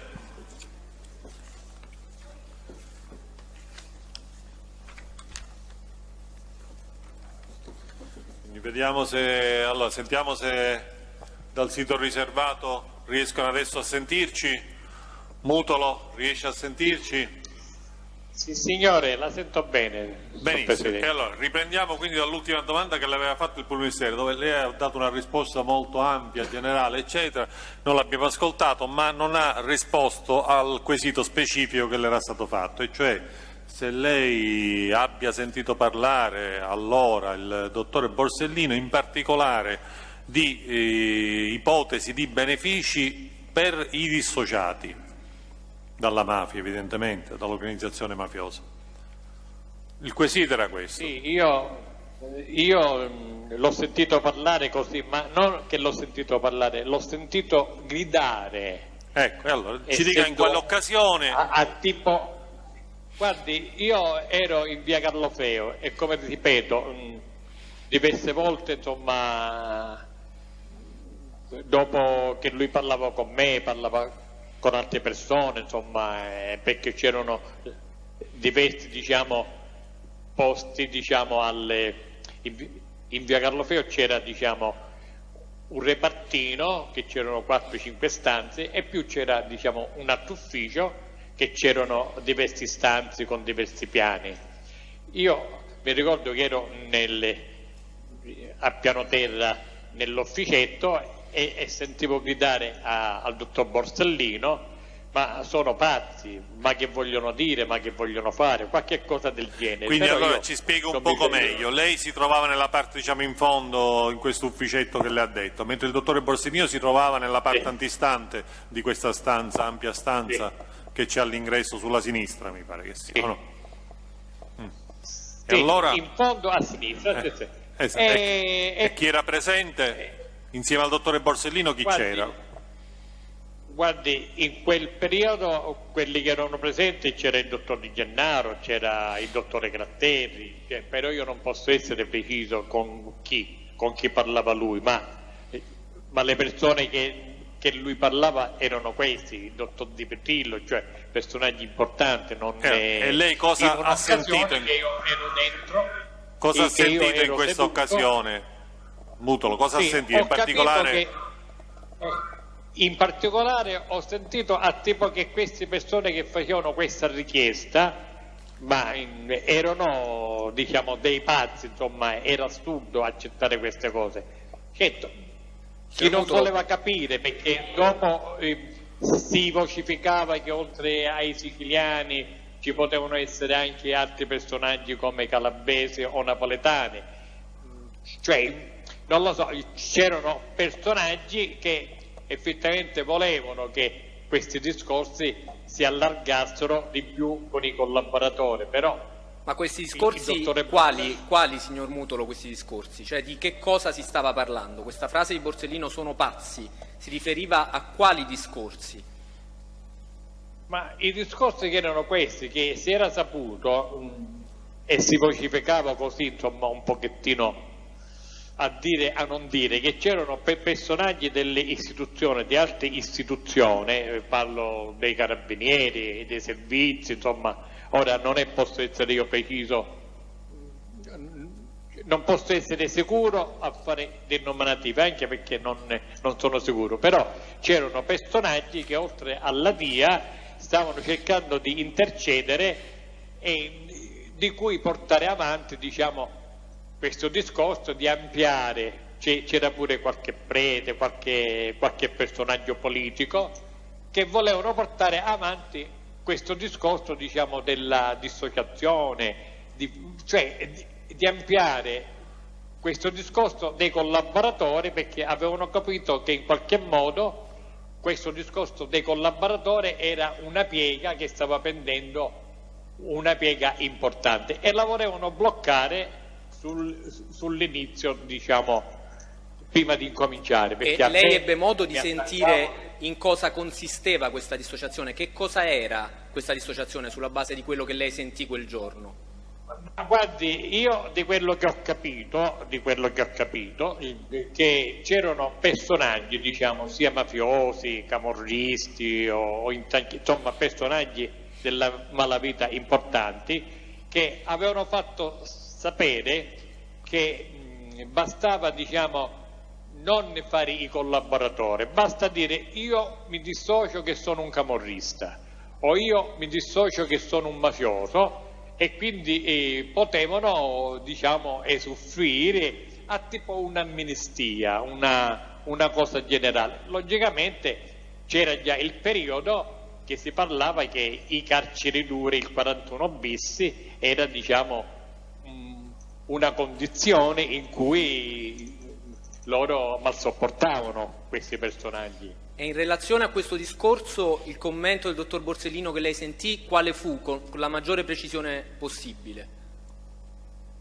Guardi che sono pazzi, ma era anche disgustato, cioè, ma si vedeva che nelle parole, insomma, io dopo ho avuto modo di vederlo, era arrosto, era arrabbiato, era incazzato, ma non posso dire io effettivamente quello che c'era, insomma, quello che bolliva in pentola, anche perché in quel periodo c'era, diciamo, una squadra di poliziotti, di personaggi dello Stato che si stavano preparando a fronteggiare, signor Presidente, era una guerra.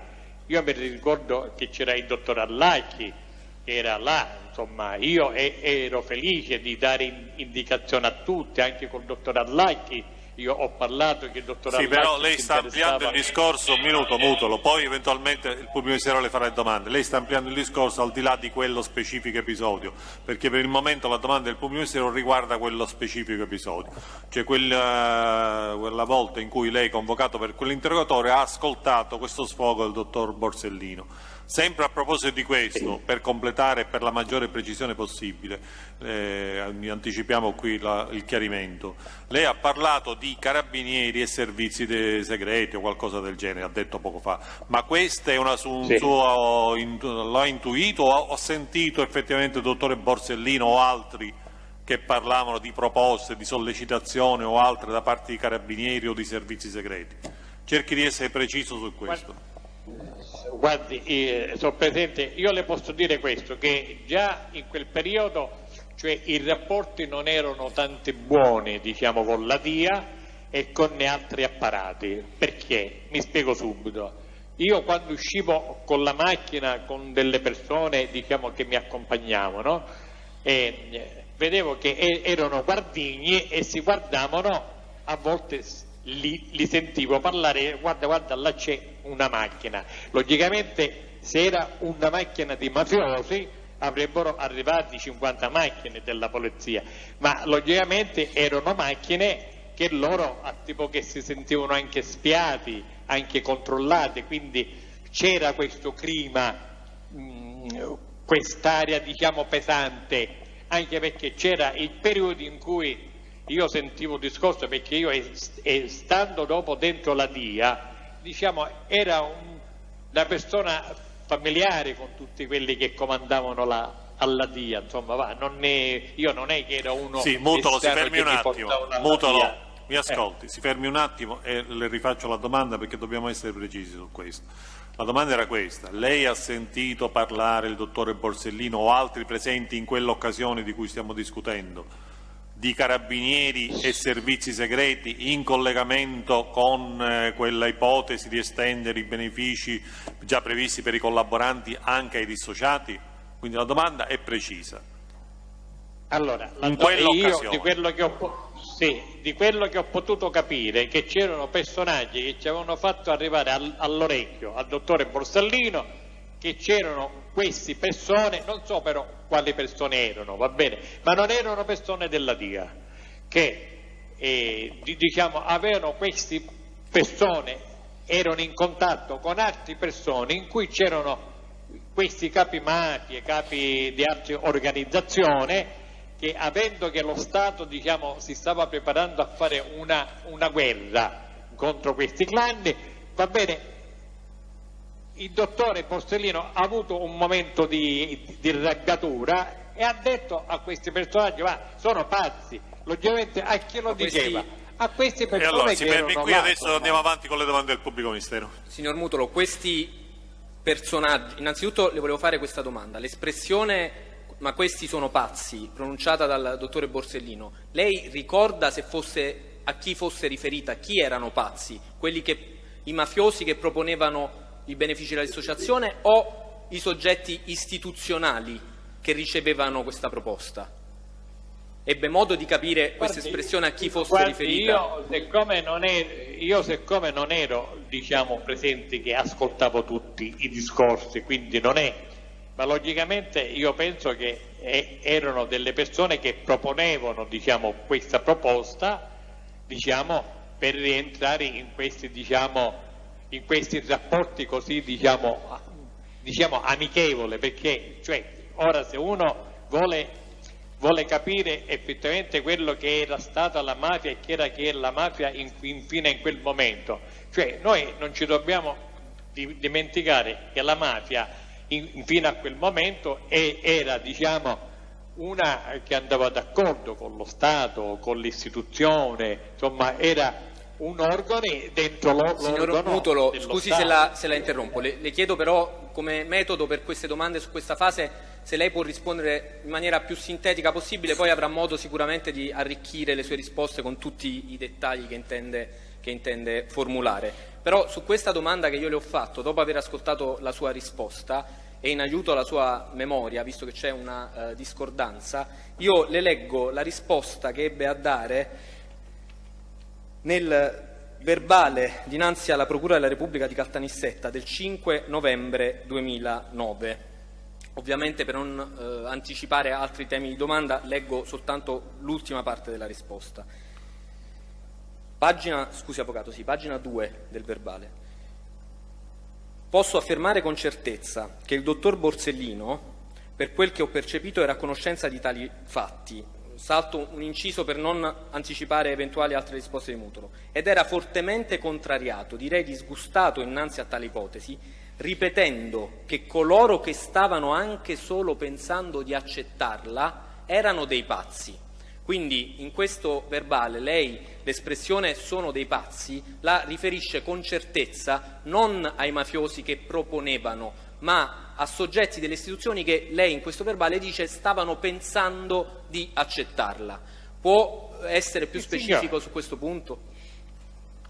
No, ma logicamente si riferiva a quelle persone che erano d'accordo ad accettare, diciamo, queste condizioni che le proponevano, diciamo, questi capimafia, insomma,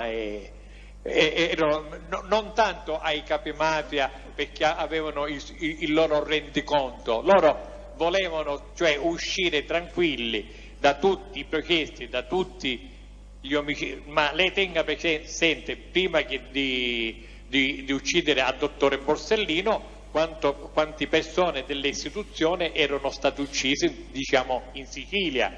Quindi i mafiosi già volevano uscire a un certo punto di quel groviglio di imputazione o di reati, soltanto di dire vabbè, noi disconosciamo la mafia, quindi era un vantaggio per un mafioso, ma era questo secondo me l'esclamazione che il dottor Borsellino fa. È corretto dire, sulla base del verbale, del passaggio che le ho letto, è corretto dire, sulla base di quello che lei ha sentito da Paolo Borsellino, che il dottore Borsellino non solo aveva avuto notizia di questa proposta, ma riferendosi ai pazzi aveva avuto notizia anche a una certa possibilità che quella proposta la stessero valutando concretamente. Signor Presidente, questa è una valutazione del pubblico ministero. Presidente, però è tratta da quell'affermazione che ha fatto Mutolo e che dovrebbe precisare, perché quando parla di accettazione noi vorremmo capire meglio. Se vuole la ripeto in solo parte l'ha detto. Per capire, perché in quel verbale aveva detto ripetendo che coloro che stavano anche solo pensando di accettarla erano dei pazzi. Quindi la domanda in sostanza è se lei da quel colloquio,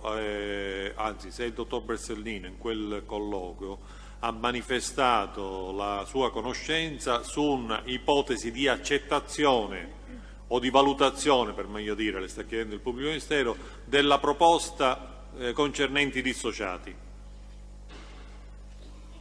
Signor Presidente, io in quel momento non è che posso fare una valutazione, perché no, lei non deve fare valutazioni, deve dirci se ha ascoltato e che cosa ha ascoltato.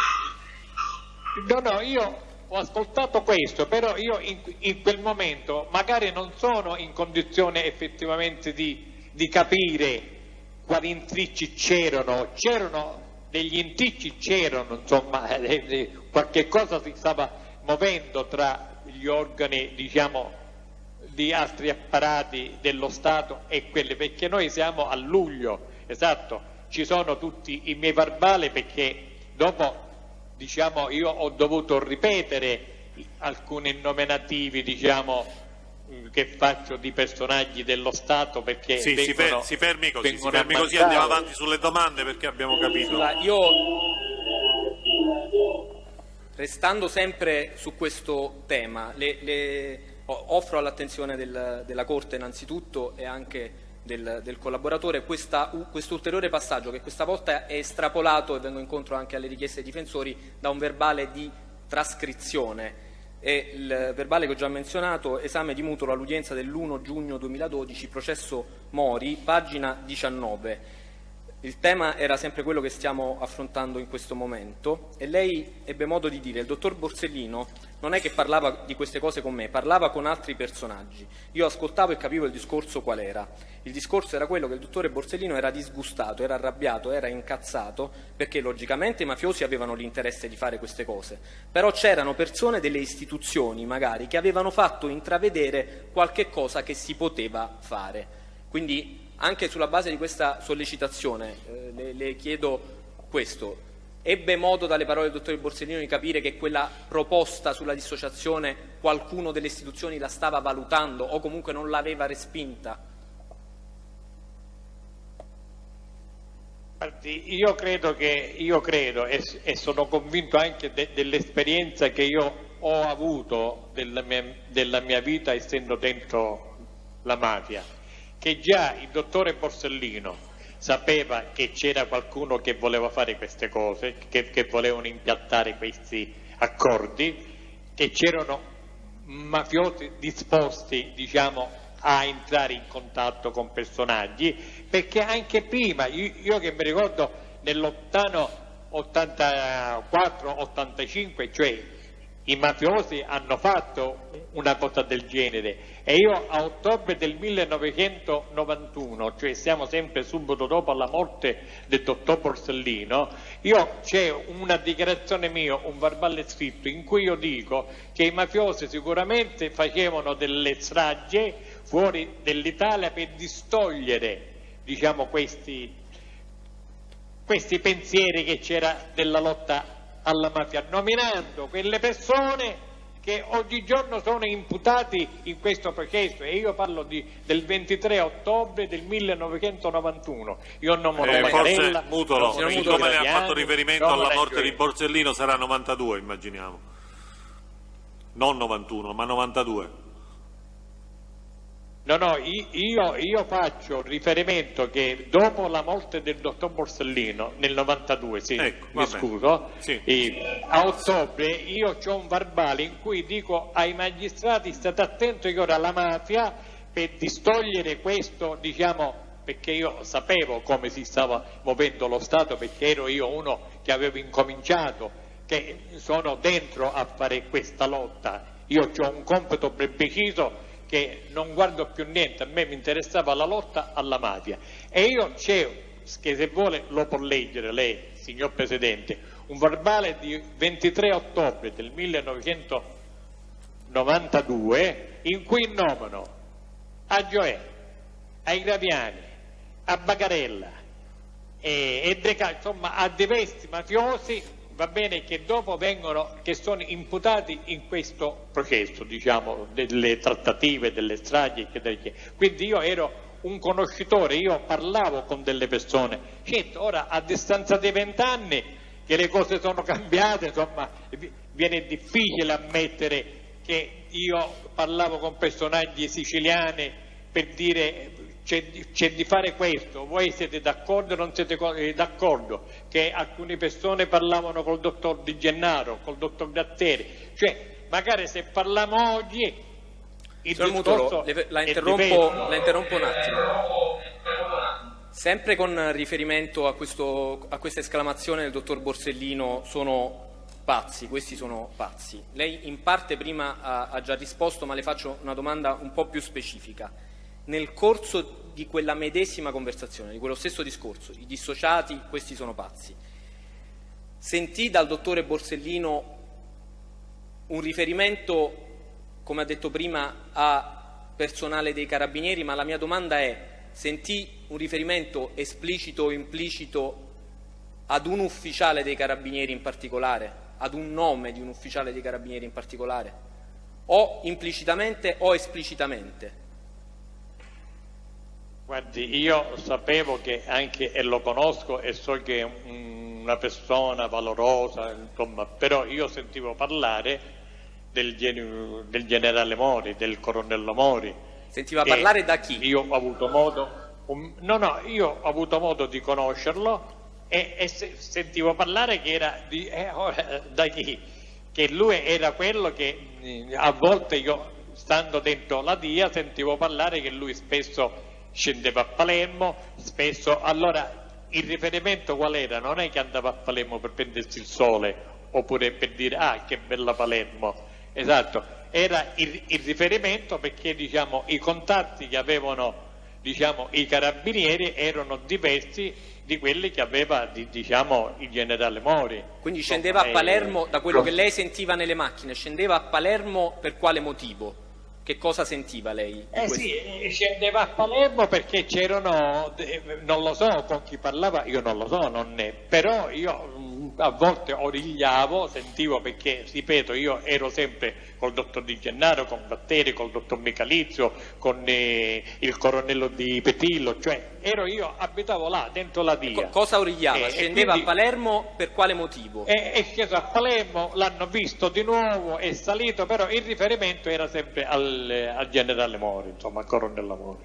Allora, lei ora ha risposto, ha detto: io nelle macchine sentivo, origliavo dagli ufficiali, agenti della DIA, e sentivo parlare di Mori che scendeva a Palermo. Però la mia domanda era diversa, e cioè nella occasione di uno di questi 3 interrogatori con Paolo Borsellino di cui abbiamo parlato, in quello stesso discorso su questi sono pazzi, i dissociati, i benefici ai dissociati, lei sentì un riferimento o direttamente all'allora colonnello Mori o indirettamente a ufficiali dei carabinieri che scendevano a Palermo? Lo sentì in quell'occasione del 1° luglio o no?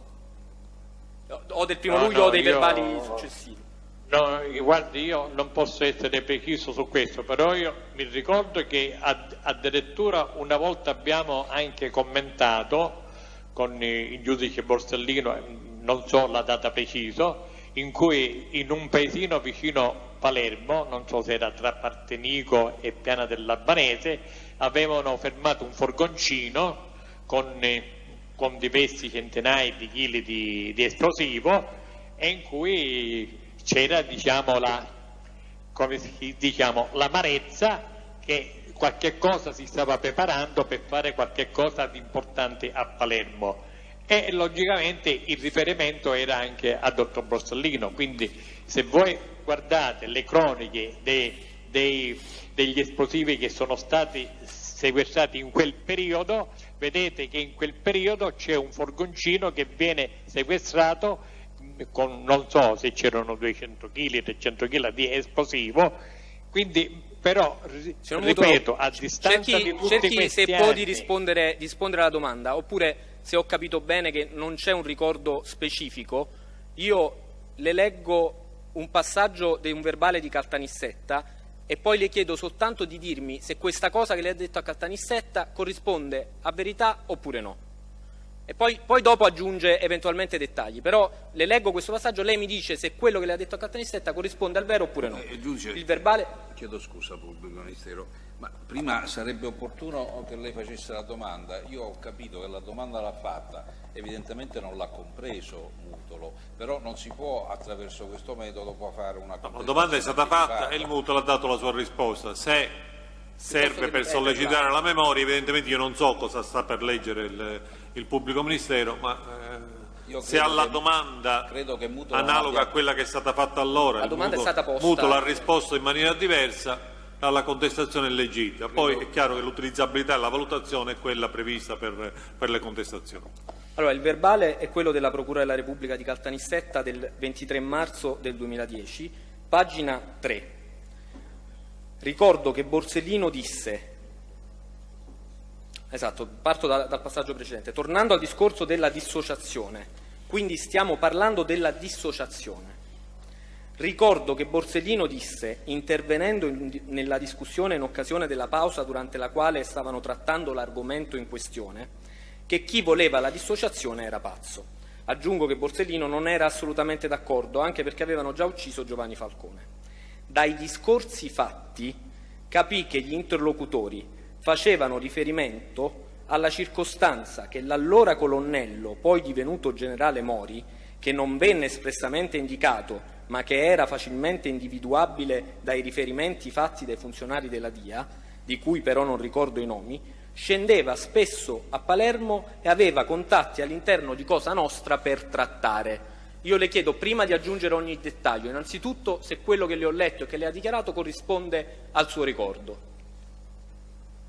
Sì, signore, io confermo, cioè io però l'ho specificato Mutolo, un attimo, mi ascolti, che lei ora conferma, però è qualcosa che è un po' di diverso rispetto a quello che ci ha detto prima, e quindi dovrebbe cercare di chiarire o essere più preciso.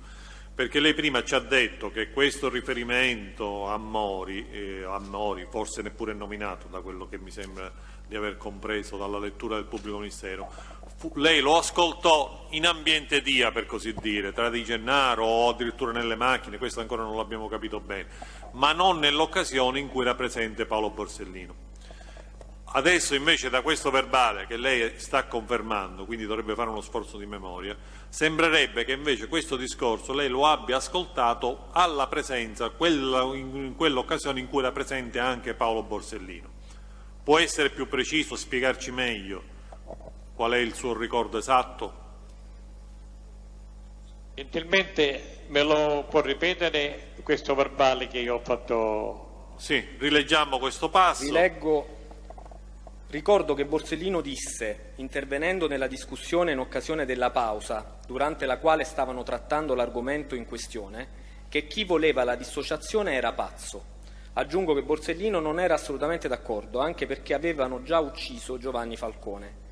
Dai discorsi fatti capì che gli interlocutori facevano riferimento alla circostanza che l'allora colonnello, poi divenuto generale Mori, che non venne espressamente indicato, ma che era facilmente individuabile dai riferimenti fatti dai funzionari della DIA, di cui non ricordo i nomi, scendeva spesso a Palermo e aveva contatti all'interno di Cosa Nostra per trattare. L'argomento, le do questa indicazione anche temporale, l'argomento ricordo che venne discusso a margine di uno dei 3 interrogatori in cui era presente, lei dice per sbaglio il dottor Mori, ma subito si corregge e dice il dottor Borsellino. Esatto, allora, quindi Mutolo, mi ascolti un attimo, quindi ha capito adesso qual è il punto. Da questo verbale che risale al 2009, mi pare 2010, 23 marzo 2010. Al 2010 risulta che lei ha allora ricostruito questo episodio in cui era presente Borsellino, che parlava con soggetti della DIA, non meglio specificati lì, ma lei parla di interlocutori, quindi evidentemente c'è un colloquio tra Borsellino ed alcuni di questi soggetti. Ed è nell'ambito di questo colloquio che lei ha ascoltato che viene fatto il riferimento al generale Mori, allora colonnello Mori. Oggi lei ci aveva detto sinora qualcosa un po' di diverso. Non nominativo, dice nel verbale. Non nominativo. Finora lei ci aveva detto qualcosa un po' di diverso, cioè che ascoltò o percepì questo riferimento a Mori non nell'occasione in cui era presente Paolo Borsellino, quindi in uno di quegli interrogatori, ma in un'occasione non meglio precisata in cui lei, frequentando o vivendo addirittura là negli ambienti della DIA, ha ascoltato colloqui tra esponenti appunto della DIA. Cosa ci può dire in proposito? Cerchi di essere più preciso possibile. Signore, signor Presidente, io mi sforzo di ovviamente nei limiti chiaro, in cui la memoria sì. l'aiuta. No, nei limiti anche di quello che io posso dire, cioè io parlo di aver ascoltato questo e siamo noi nel 1992, mi sono spiegato, quindi ci sono dei commenti, si parla, si fa, dopo nascono diverse cose, cioè dopo nasce il discorso di Ilardo, nasce il discorso di altre persone che mi trovo sempre io nel mezzo, perché io sono uno che sono in contatto con Gianni Di Gennaro, sono uno che mi metto anima e corpo per aiutare lo Stato a questa lotta, diciamo, alla mafia, esatto. Quindi quando io faccio questo interrogatorio nel 2009, nel 2010, ho le idee più chiare del 1992, quindi se qualche cosa a me nel 1992 non mi tornava chiaro, va bene, dopo 9 anni, diciamo, con tutto quello che viene, diciamo, con i collaboratori, con altri personaggi, per me, diciamo, è più facile leggere una pagina che ci sono dei punti interrogativi, cosa vuol dire quei punti interrogativi. Non so se, però al di là della sua, signor Mutolo, al di là della sua lettura successiva, e anche la domanda del Presidente era in questo senso, era sul suo ricordo di quel luglio 92, di uno di quei 3 incontri che ha avuto con il dottore Borsellino. Sì, no, ma di questo sono certo, non avrei motivo di dire io queste cose, io soltanto posso essere ora più logico nei miei discorsi, perché dopo 20 anni, diciamo, le cose si sono più appianate. Sì, ma scusi Mutolo, lei dice io di questo sono certo, ma di che cosa? Cioè lei è certo che il nome del... Borsellino, mi ascolti Mutolo, sì. Lei è certo e cerchi di essere, quindi risponde alla domanda in maniera più, a questo punto, anche secca, perché tanto il contesto l'ha ricostruito. Lei è certo di aver sentito il riferimento al colonnello Mori, nominato o non nominato, ma implicito e comunque identificabile, alla presenza che sia stato fatto al dottor Borsellino, quindi alla presenza del dottor Borsellino, sì o no? Innanzitutto risponda a questo. No, in quel momento io non sento questo nominativo del colonnello Mori, no. Io logicamente risalgo al colonnello Mori per tutte le altre cose e allora che le succedono. le faccio un'altra domanda. Lei non sente il nominativo del colonnello Mori? Sente sempre in occasione di questo colloquio Borsellino con esponenti della DIA un riferimento ad un ufficiale dei carabinieri non meglio identificato? Sì o no? Sì, signore, sono i carabinieri, sì. Quindi sì. Sente questo riferimento e poi le ricostruisce molti anni dopo che si sono trattava i di carabinieri. Va bene, fermiamoci così, Va bene. fermiamoci qua e andiamo avanti con Va le domande.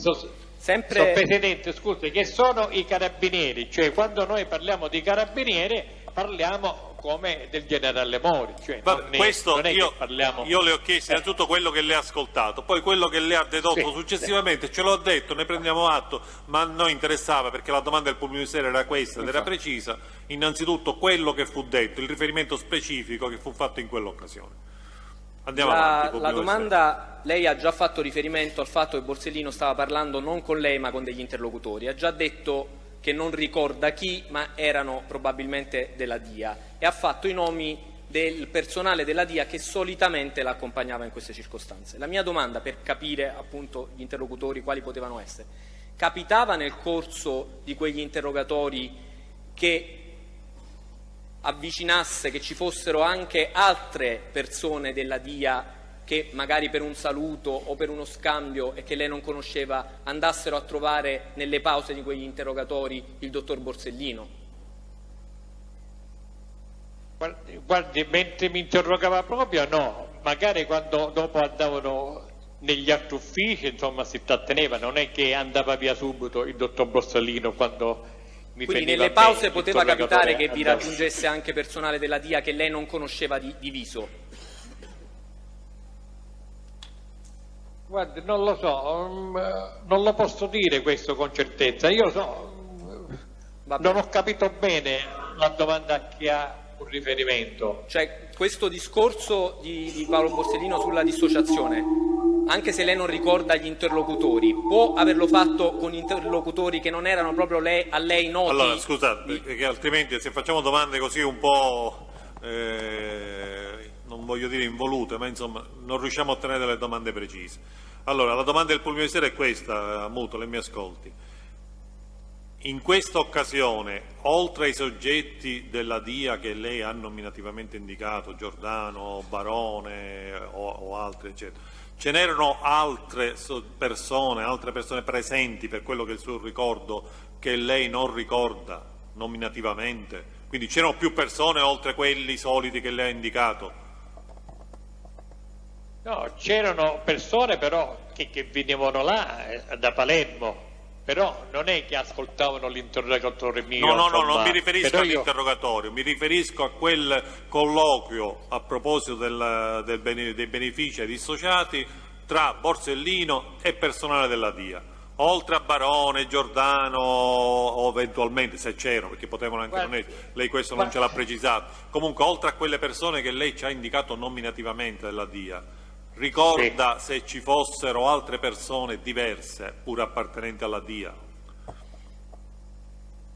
Guardi, io mi ricordo che veniva, diciamo, spesso, l'ho visto più di una volta, e me lo ricordo a questo perché mi veniva a guardare con un certo interesse che io non capivo che cosa c'era da guardare. Un certo La Barbera, non so che cos'era, insomma, il capo della polizia di Palermo, insomma, io lo conoscevo così di vista, non avevo molto conoscenza, però questo non mi parlò mai, soltanto veniva e mi veniva a guardare. Ma queste in occasioni diverse rispetto alla presenza del dottor Borsellino? o anche in quell'occasione? Cioè che nell'occasione che c'era il dottor Borsellino, però io non so se dopo loro parlavano, cioè io lo vedevo in altri uffici, oppure lui avvicinava magari dopo, non è. Sì, però si fermi qui, ascoltiamo le altre domande del pubblico ministero. Si fermi qui. Signor Mutolo, un'ultima domanda su questo punto. Dai verbali a cui abbiamo già fatto riferimento risulta che lei ha parlato di questo tema, la dissociazione, il commento di Paolo Borsellino, a partire dal 5 novembre 2009. La mia domanda è questa: ricorda di averne parlato all'autorità giudiziaria prima, e se no, perché ne ha parlato per la prima volta nel 2009? Guardi, io ho parlato in quell'occasione del 2009 perché nel 2009 a me mi hanno interrogato, cioè io non è che ho trattato soltanto un argomento, cioè io non è che ci posso dire al giudice parliamo di questo argomento.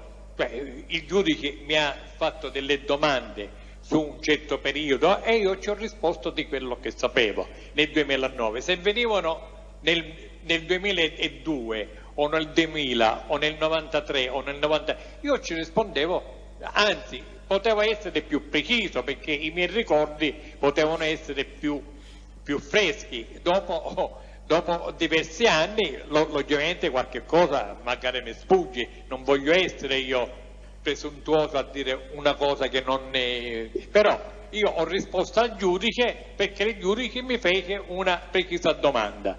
Lei ha sentito parlare di queste cose e io ho risposto di quello che sapevo. Va bene. Passiamo molto sinteticamente ad un secondo argomento che lei aveva già preannunciato prima, quando ha detto che in discorsi fatti con il suo capomandamento, e poi ci dirà chi è questo capomandamento con cui ha fatto questi discorsi, capitò di commentare il maxi processo e l'esito del maxi processo. Allora io le chiedo, in che occasione ebbe questi discorsi con il suo capomandamento, chi era in quel momento questo capomandamento con cui ha fatto questi discorsi e ha commentato il maxi processo, e anche di riferirci il contenuto di quello che le fu detto, che le fu riferito. Il mio capomandamento è dopo la morte di Saro Riccobono è stato Giacomo Gambino, detto Utignuso, una persona che io conoscevo da tantissimo tempo. Noi nella fine del maxi processo siamo assieme a Palermo nella fine del primo grado perché lui viene arrestato dopo che era stato all'ospedaletto, rientra a carcere e ci troviamo alla sesta sezione. Subiamo le condanne, dopo noi partiamo diverse persone in diversi carceri e quindi ci perdiamo di vista. Ci ritroviamo in galera nel 1991, quando io vengo arrestato, ci ritroviamo a Spoleto, nel riparto dell'infermeria. C'erano atti mafiosi, però quello che a me interessava era, diciamo lui, il mio capomandamento, in cui, siccome io da diverso tempo non mi andavo a prendere i soldi, perché lui a tipo che mi rimprovera, che mi dice Gaspare, vedi che tu hai tutte le mesate tutte conservate, però siccome io avevo, come si dice, dei sospetti che mi volevano eliminare perché avevo sentito una telefonata a Gavarrano che faceva un certo Campanella della famiglia di Catania a Condorelli, in cui cercavano di attirarmi a me in un trainello per farmi scomparire, perché ci dovevano fare un favore otignoso, cioè questo l'ascolto io con le mie orecchie, quindi io mi guardo bene di scendere a Palermo o di parlare a Palermo. Io di questo sono in contatto con un grosso personaggio mafioso che viene scomparso forse perché vengono a sapere che era in contatto con me, un certo Giuseppe Leggio, cugino di Rina, di Luciano Ligio, insomma, che stava a Medicina, che io ci andavo con la mia famiglia, insomma, però guardandomi sempre bene. Quindi a un certo punto questo si vuole, diciamo, vuole attirare la mia simpatia, a dire ma perché E allora io dico no, perché ho avuto da fare, non l'ho ritenuto opportuno, e lui mi ha raccomandato, senti, appena tu esci deve cercare o a me o a Totorrina.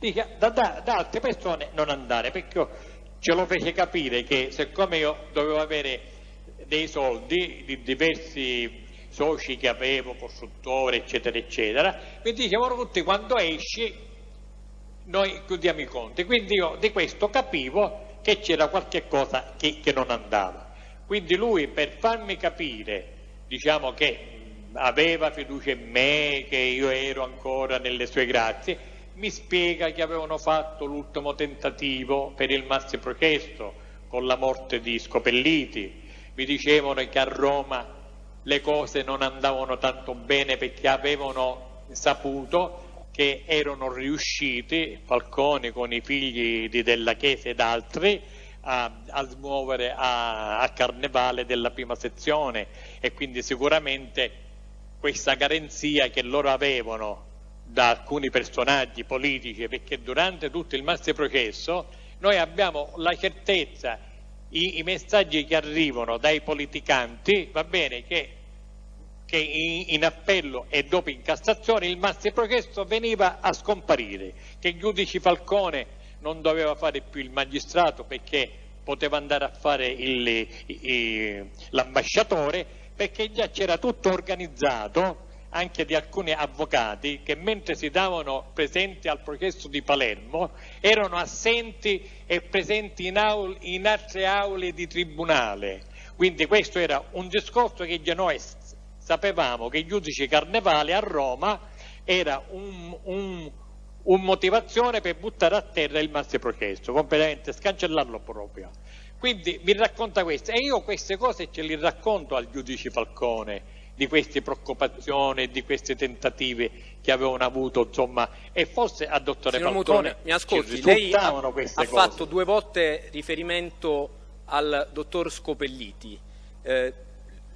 Quando ha avuto questa conversazione con Gambino, Gambino le ha detto qualcosa sul dottore Scopelliti? Sì, Gambino mi dice che avevano scoperto che il dottore Scopelliti, senza essere autorizzato ufficialmente, si stava studiando il maxiprocesso a casa sua.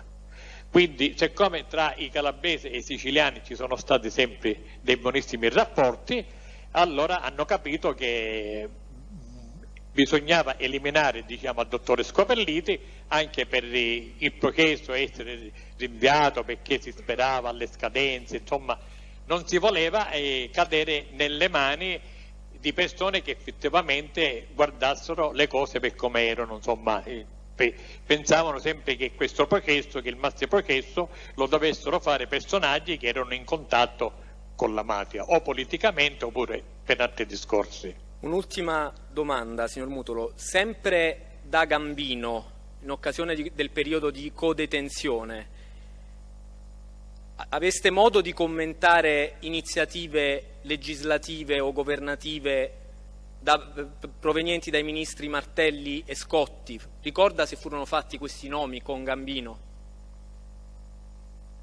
No, con Gambino no, io di questo Martelli, diciamo, per i socialisti mentre ero io nel maxiprocesso, siccome logicamente abbiamo avuto tutti ordine di non votare DC ma votare Martelli, il discorso qual era? Che hanno voluto dare un segnale forte alla DC che anche la mafia era in condizione di non votare più alla DC, perché già si era perso tempo, diciamo, lei pensa che il maxiprocesso parte del 92, dell'82, 83, 84, sono tutti i rapporti di quel periodo, quindi fino all'87, dopo 3 anni, quasi 4 anni, noi siamo ancora in primo grado con tante persone, diciamo, e personaggi importanti che non erano abituati a stare in galera, ad avere imputazione per la mafia. Quindi si è voluto dare, diciamo, questo voltafaccia, diciamo, alla DC, e c'era, per un certo periodo ci fu la competizione tra i radicali e tra i socialisti. Signor Mutolo, va bene, la mia domanda, poi se il Presidente vorrà approfondire questo tema che ora sta iniziando, direi di tornare alla domanda. La mia domanda era quella sulla sua pertinente. conversazione con Gambino, se appunto erano state commentate iniziative normative, e sostanzialmente mi ha risposto, e per il momento il pubblico ministero non ha altre domande. L'unica cosa che Gambino mi ha detto è che avevano fatto una legge e quando loro erano usciti per scadenza termine per gli arresti domiciliari, e logicamente tutti assieme si sono visti tutti con le guardie sopra i tetti pronti a sparare se questi tentavano di uscire, dicendo delle parolacce, ovviamente che c'era come si dice, un'eversione contro questi mafiosi e che davano la colpa al dottore Falcone. Non ci sono altre domande, Presidente, per il momento. Anche il dottor Di Matteo, quindi terminato, va bene. E allora fermiamoci qui con l'esame del pubblico ministero, che cominciamo con le parti civili, se qualcuno intende fare delle domande. E allora, i difensori. Se posso intervenire io, difesa Mancino, perché cercherei di prendere un volo appena inizio. terminato l'esame, il controesame.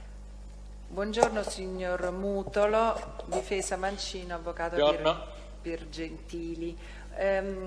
Vorrei riagganciarmi subito a quanto lei ha dichiarato all'esame del pubblico ministero e concentrarmi un attimo sull'interrogatorio con il dottor Borsellino del 1° luglio del 92.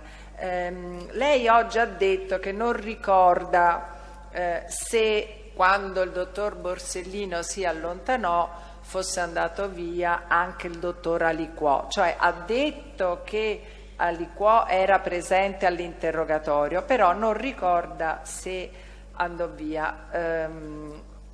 Vuole fare uno sforzo di memoria rispondendo alla mia domanda, se ricorda che andarono via entrambi? Che si assentarono entrambi e tornarono entrambi insieme?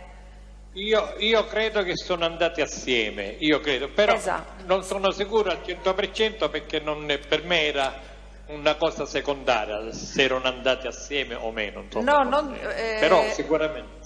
Sì, ecco, perché lei ha già risposto a questo e per aiuto appunto alla sua memoria io le contesto il verbale reso a Caltanissetta il 14 aprile del 99, Borsellino Ter, dove lei sostanzialmente disse che entrambi si allontanarono, entrambi erano presenti sia alla prima parte dell'interrogatorio sia al ritorno quando questo interrogatorio riprese.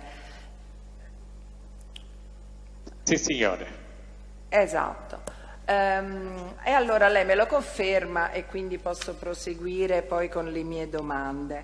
Oggi però lei ha detto che aveva ricevuto, il dottor Borsellino aveva ricevuto una telefonata dal Ministero e poi ha detto ha chiamato il Ministro.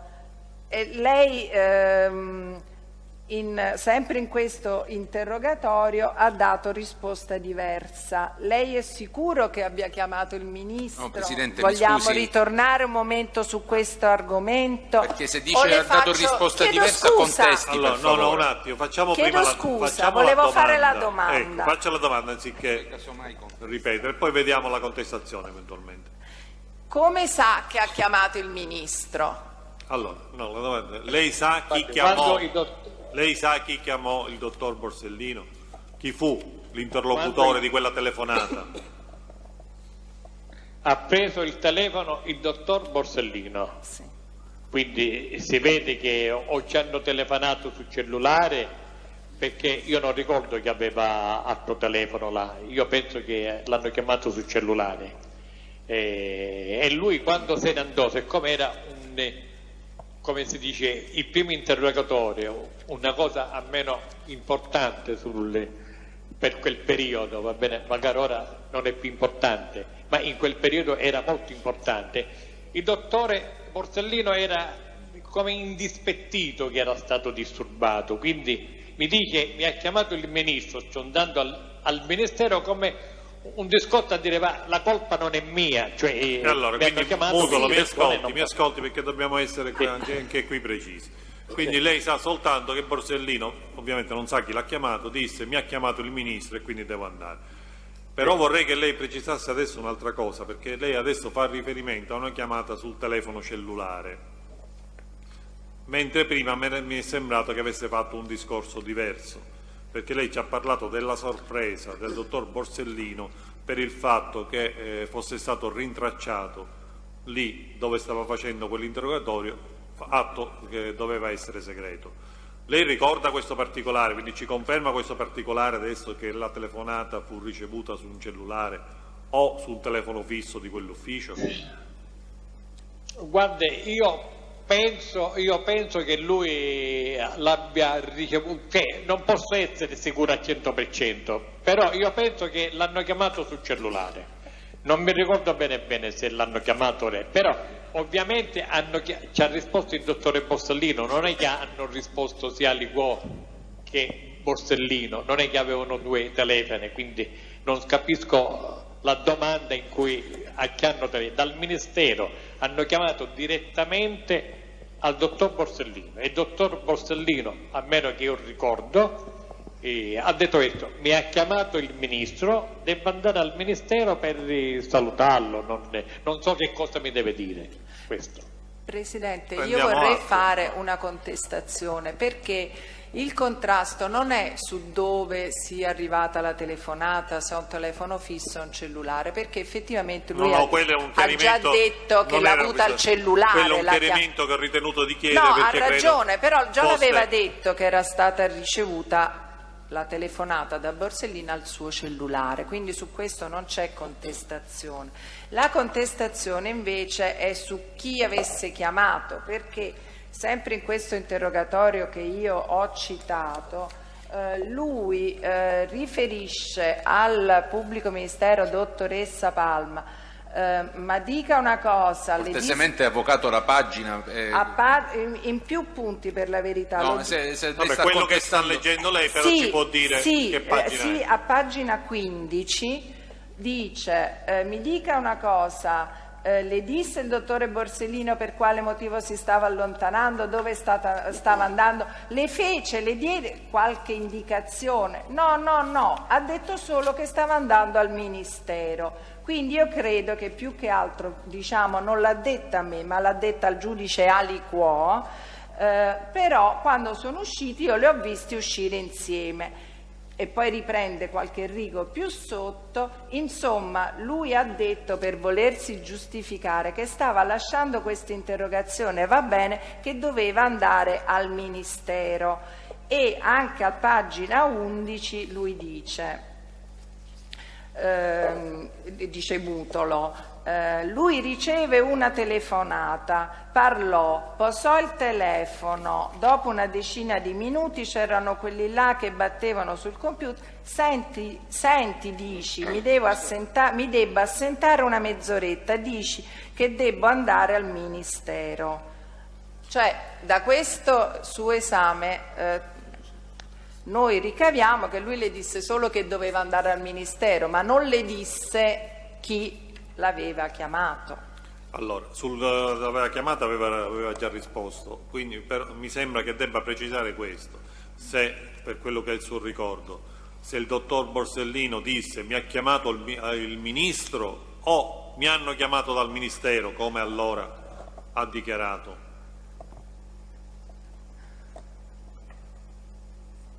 Presidente, io che sforzandomi di ricordare, io mi ricordo che il dottor Borsellino mi ha detto io devo andare dal ministro, cioè non al ministero, perché al ministero uno può andare da tante persone, può andare dall'usciere non lo so, a qualsiasi altre persone, ma io, cioè non è che certo, mi rendo conto che la differenza comunque prendiamo atto, andiamo avanti con le domande. Allora, se lui ricorda, perché poi Presidente Sì, prego, Mutolo, dica.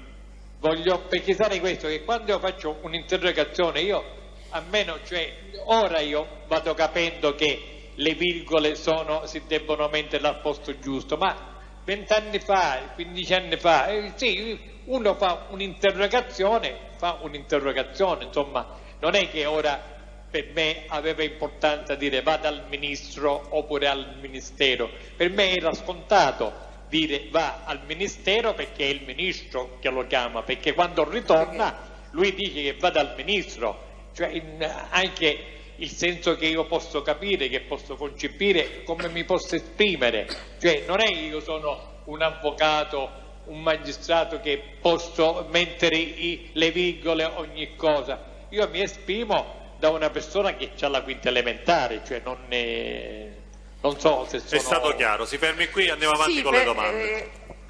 Su questa questione va al Ministro o va al Ministero? Sulla quale direi di non soffermarci più. No, lo chiederemo Presidente poi al dottor Aliquò, che ha detto che chiamò il capo della polizia Parisi. Aliquò eventualmente lo sentiremo, come sa lei, nella lista. E quindi che l'autore della telefonata fu il capo della polizia. Ma non è questa la sede per fare commenti o valutazioni su quello che hanno detto altri testi. Andiamo avanti con le domande. Anche perché l'avvocato ha letto una contestazione, diciamo, ha letto soltanto in parte quel verbale. Sì. Ma mi sembra che possiamo superare questo punto. Perché poi in un'altra parte del verbale, proprio con riferimento a quello che ha detto Mutolo, viene contestato un verbale ancora precedente del 97, in cui il Mutolo dice che tornando si era lamentato, e così poc'anzi ha detto, a spiegazione del fatto che l'aveva convocato il ministro e non genericamente il ministero, dice: ma quale ministro e ministro? Sono andato lì o Chiedo scusa, posso finire il mio esame? Perché lei ha contestato. Io non ho mai interrotto il pubblico ministero. Sì, però lei ha letto un passo di un verbale. Questo passo anch'io. E se questo passo non è completo, ma io lo leggerò anch'io questo verbale, ma sotto un profilo diverso. Vabbè, allora facciamo completare il pubblico ministero su questo profilo che è attinente a quello che ha detto lei, perché ne resti traccia, poi le valutazioni evidentemente le faremo. Senza nessun tipo di polemica, ma siccome nella risposta alla contestazione il Mutolo ha fatto riferimento ad ulteriore conferma del suo ricordo di aver saputo che il dottor Borsellino era stato convocato... Sì, io direi di non fare questa valutazione. Leggiamo questo passo che lei ritiene debba collegarsi all'altro e poi andiamo avanti. Ancor prima, il 19 luglio del 1997... nel processo per la strage di Capaci, leggo dalla contestazione del PM del processo Borsellino Ter, erano state riferite queste parole dal Mutolo già nel 97. Pagina 16 del verbale del Borsellino Ter. Quando io vedo che lui si accende 2 sigarette mi metto a ridere e così scherzosamente ci dico: ma scusi signor giudice, ho capito che era molto distratto, ma doveva essere contento perché ci è andato dal ministero.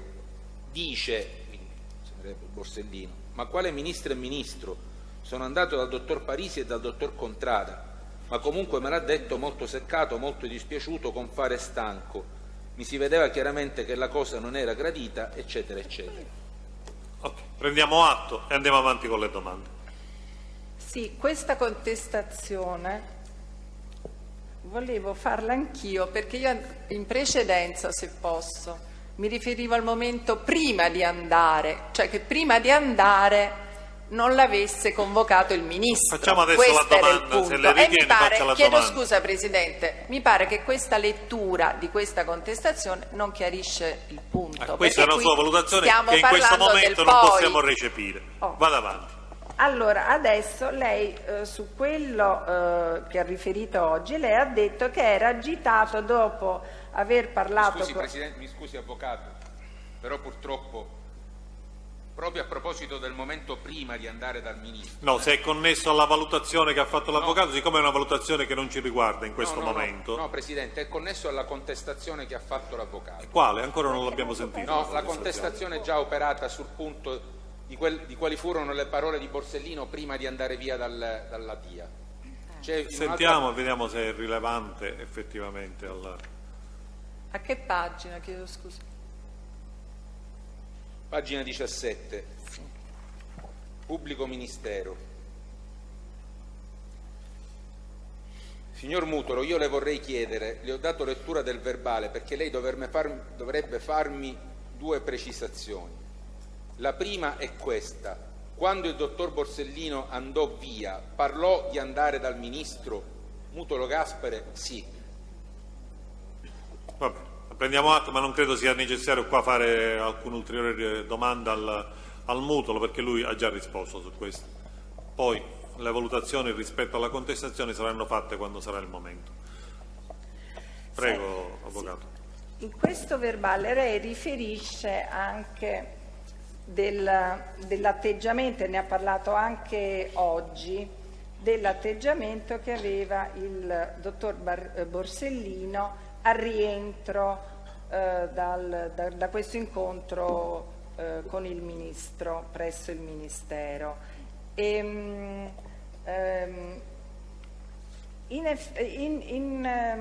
Mi può precisare quale fu l'atteggiamento, che cosa disse e quale fu in modo preciso l'atteggiamento del dottor Borsellino al suo rientro? Qui dovrebbe ripetere però quello che già ci ha detto. Sì, ma se me lo può precisare in un modo più concreto, per esempio faccio una domanda più specifica, perché fa ripetere tutto quello che ci ha detto stamattina. Era su arrabbiato? Questo. Per quale ragione? Guardi, il dottore Borsellino si vedeva che era arrabbiato, dispiaciuto, contraddetto, io non so come spiegarmi. Il dottore Borsellino non è che venendo là subito parla con me perché io sono uno che lui mi deve spiegare quello che va a fare. Cioè me lo dice dopo, perché quando ci fu il discorso delle 2 sigarette, sì, comunque siccome è una persona che giustamente comprende che io sono là perché sono vicino a lui, perché sto collaborando, perché ci sono tanti motivi in cui logicamente io ci dico dottore ma c'ha 2 sigarette e lui mi dice quelle cose, ma perché nasce il discorso delle sigarette? Non perché sì, il dottore scusi Mutolo, Borsellino, anche se lei l'aveva già detto prima, mi ascolti Mutolo, la domanda è se lei sa il motivo per cui Borsellino fosse arrabbiato. Molto contrariato, arrabbiato. Ma io credo che era contrariato perché ha visto a Contrada, ha visto a Parisi, l'aveva già detto prima stamattina e quindi mi sembra che possiamo andare avanti.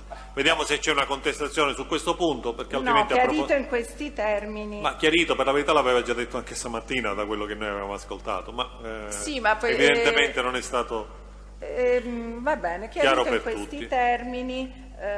Non vi è una contestazione perché lo dice in termini espliciti, ma la sostanza è questa. Andiamo avanti. Allora. La sostanza è questa. Quando rientrarono erano sempre entrambi, no? Mi sembra chiaro questo, sia il dottor Aliquò sia il dottor Borsellino, corretto? Vado avanti, ha già risposto prima, sì, gliel'ha fatta la domanda. Le disse qualcosa anche il dottor Aliquò? No. Non mi ricordo.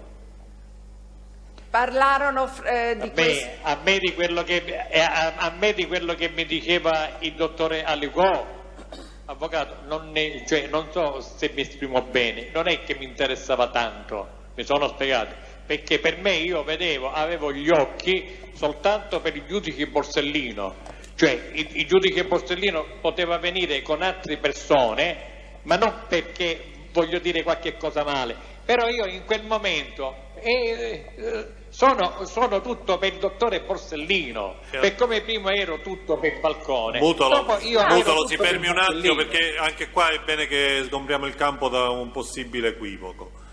Nel momento, quindi le faccio anche qui una domanda precisa, nel momento che per sintetizzare possiamo dire in cui Borsellino aveva le 2 sigarette in mano, quindi siamo prima che venisse l'interrogatorio, perché lei ha detto dopo c'erano tutte e 2, si è ripreso l'interrogatorio, eccetera. Ma io le faccio una domanda specifica, in quel momento in cui c'era quella rabbia, quella contrarietà per così dire, il dottore Borsellino si era acceso le 2 sigarette contemporaneamente, eccetera, il dottore Aliquò era presente o no?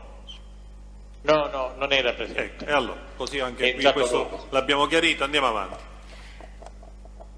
Avrei a questo punto contestato la frase, ma l'ha già letta il pubblico ministero, cioè sul motivo per cui il dottor Borsellino era contrariato che ha risposto, quindi penso che possiamo andare avanti. Però se potessi completarla quando dice ma quale ministro e ministro, dice sono andato dal dottor Parisi e dal dottor Contrada, ma comunque me l'ha detto molto seccato, molto dispiaciuto, con fare stanco, si vedeva chiaramente che la cosa non era gradita. E poi più sotto dice, cioè però era completamente diverso di come era andato, di come andò, insomma. Credo che non sia necessario chiedergli altro su questo. Andiamo avanti. Non ho altre domande. Non ho altre domande. Allora, vediamo il difensore, avvocato Di Peri. Io provo a allontanarmi, a prendere un volo, chiedo scusa. Rimane l'avvocato Di Peri. L'avvocato Di Peri per Dele Corale. Posso? Avvocato Di Peri, prego. Sì, pochissime domande. Signor Mutolo, lei all'inizio della sua collaborazione, che è avvenuta nel 1992, ha detto poc'anzi, l'ha anche riferito in altri verbali, che ha parlato di omicidi da lei commessi senza che fosse sospettato o indagato per questi omicidi. È così?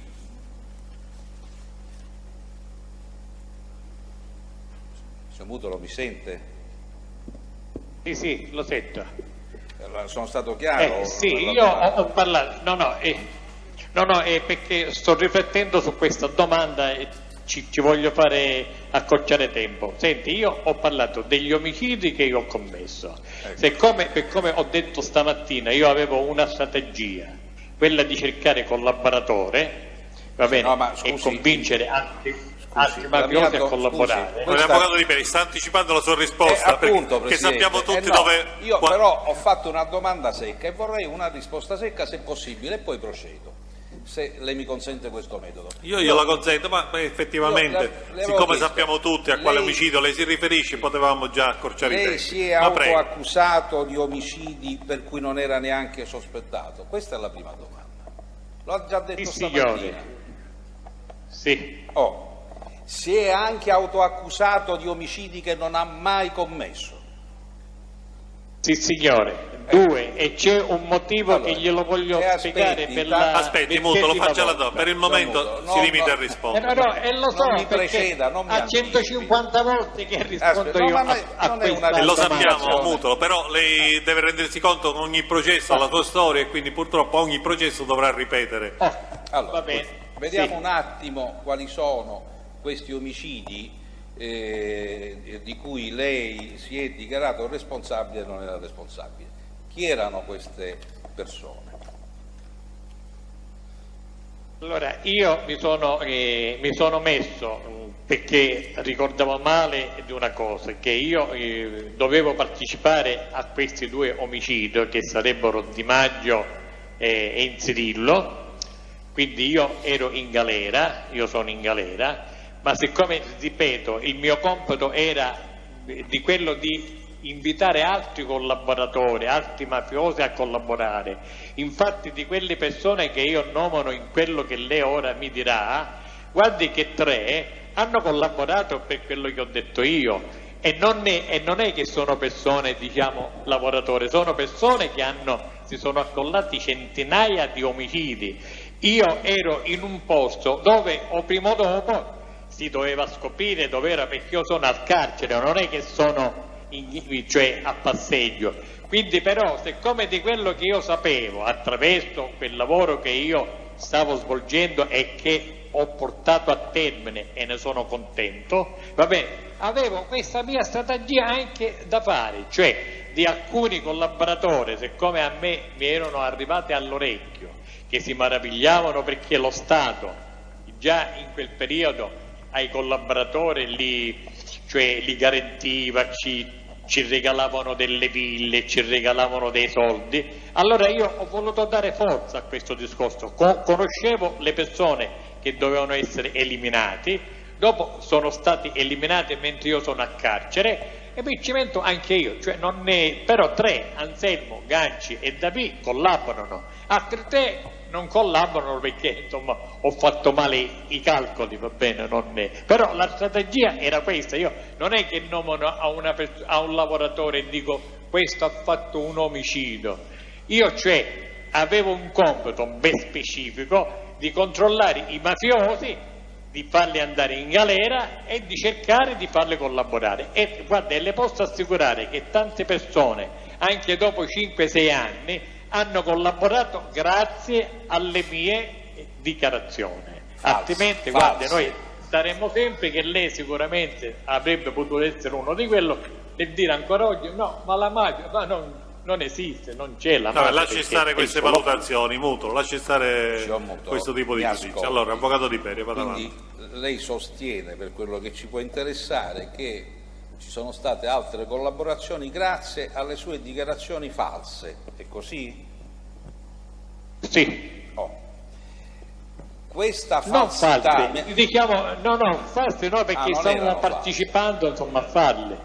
Cioè lei si è accusato di omicidi mai commessi probabilmente per accreditarsi maggiormente nei confronti del programma di protezione, e questa non è una dichiarazione falsa. Anche questo lasciamolo stare perché è una valutazione, d'altronde è un dato di fatto. Allora, questa è una valutazione che fa lei, Mutolo, si fermi e ascolti la prossima domanda. Mutolo, si fermi e ascolti la prossima domanda. Dico, sono fatti abbastanza ormai acclarati. E però, Presidente, è giusto che emerga, che vengano introdotte, infatti le sto facendo fare le domande, però inutile... Presidente, questi atti noi non li abbiamo ovviamente, perché il PM non ce li ha depositati, quindi andiamo a memoria, e infatti ma è giusto che la Corte però ne prenda contezza. L'avrebbe potuto fare anche la difesa, ma comunque è giusto che vengano introdotte, possono essere introdotte anche no. Va bene. Un'ultima domanda, signor Mutolo: com'è venuta fuori poi la verità? Com'è e da parte di chi si è potuto scoprire che lei in effetti su questi omicidi aveva mentito? È stato lei che è rinsavito? Prego.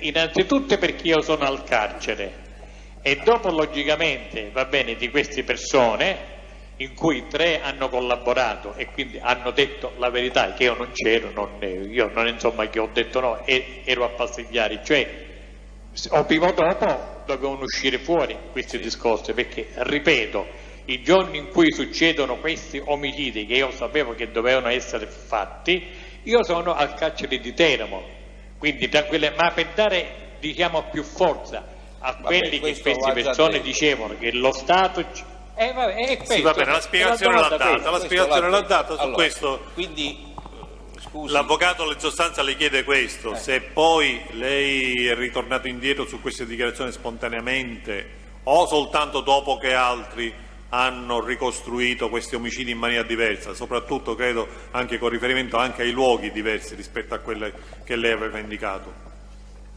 È così? Certo, sì. Dopo ho detto così che abbiamo chiarito, sono episodi ho raccontato male, insomma, quindi la verità perché dopo logicamente io sono in galera, succedono questi omicidi e logicamente io non sono presente, non è che sono presente, quindi mi raccontano male il male mio che cos'era? Che io mi sono inserito... Si fermi, Mutolo, ascoltiamo le altre domande. L'ho ben compreso. Avvocato Di Peri, però io direi, è giusto, ha fatto lei bene, volevo solo sapere, ha fatto bene ad introdurre anche in questo processo ovviamente questo aspetto, perché è necessario finire la valutazione complessiva delle dichiarazioni del Mutolo e della persona Mutolo, però non è necessario approfondirlo perché sono fatti abbastanza noti e quindi possiamo andare avanti. Se poi la verità è venuta fuori grazie alle dichiarazioni di Ganci, che ha detto che questo omicidio è quello che sostanzialmente abbiamo capito. È così, signor Mutolo. Le persone che sono state chiamate, che poi si sentono, hanno collaborato ricostruendo in maniera diversa gli omicidi. Grazie a Mutolo che ha collaborato Ganci.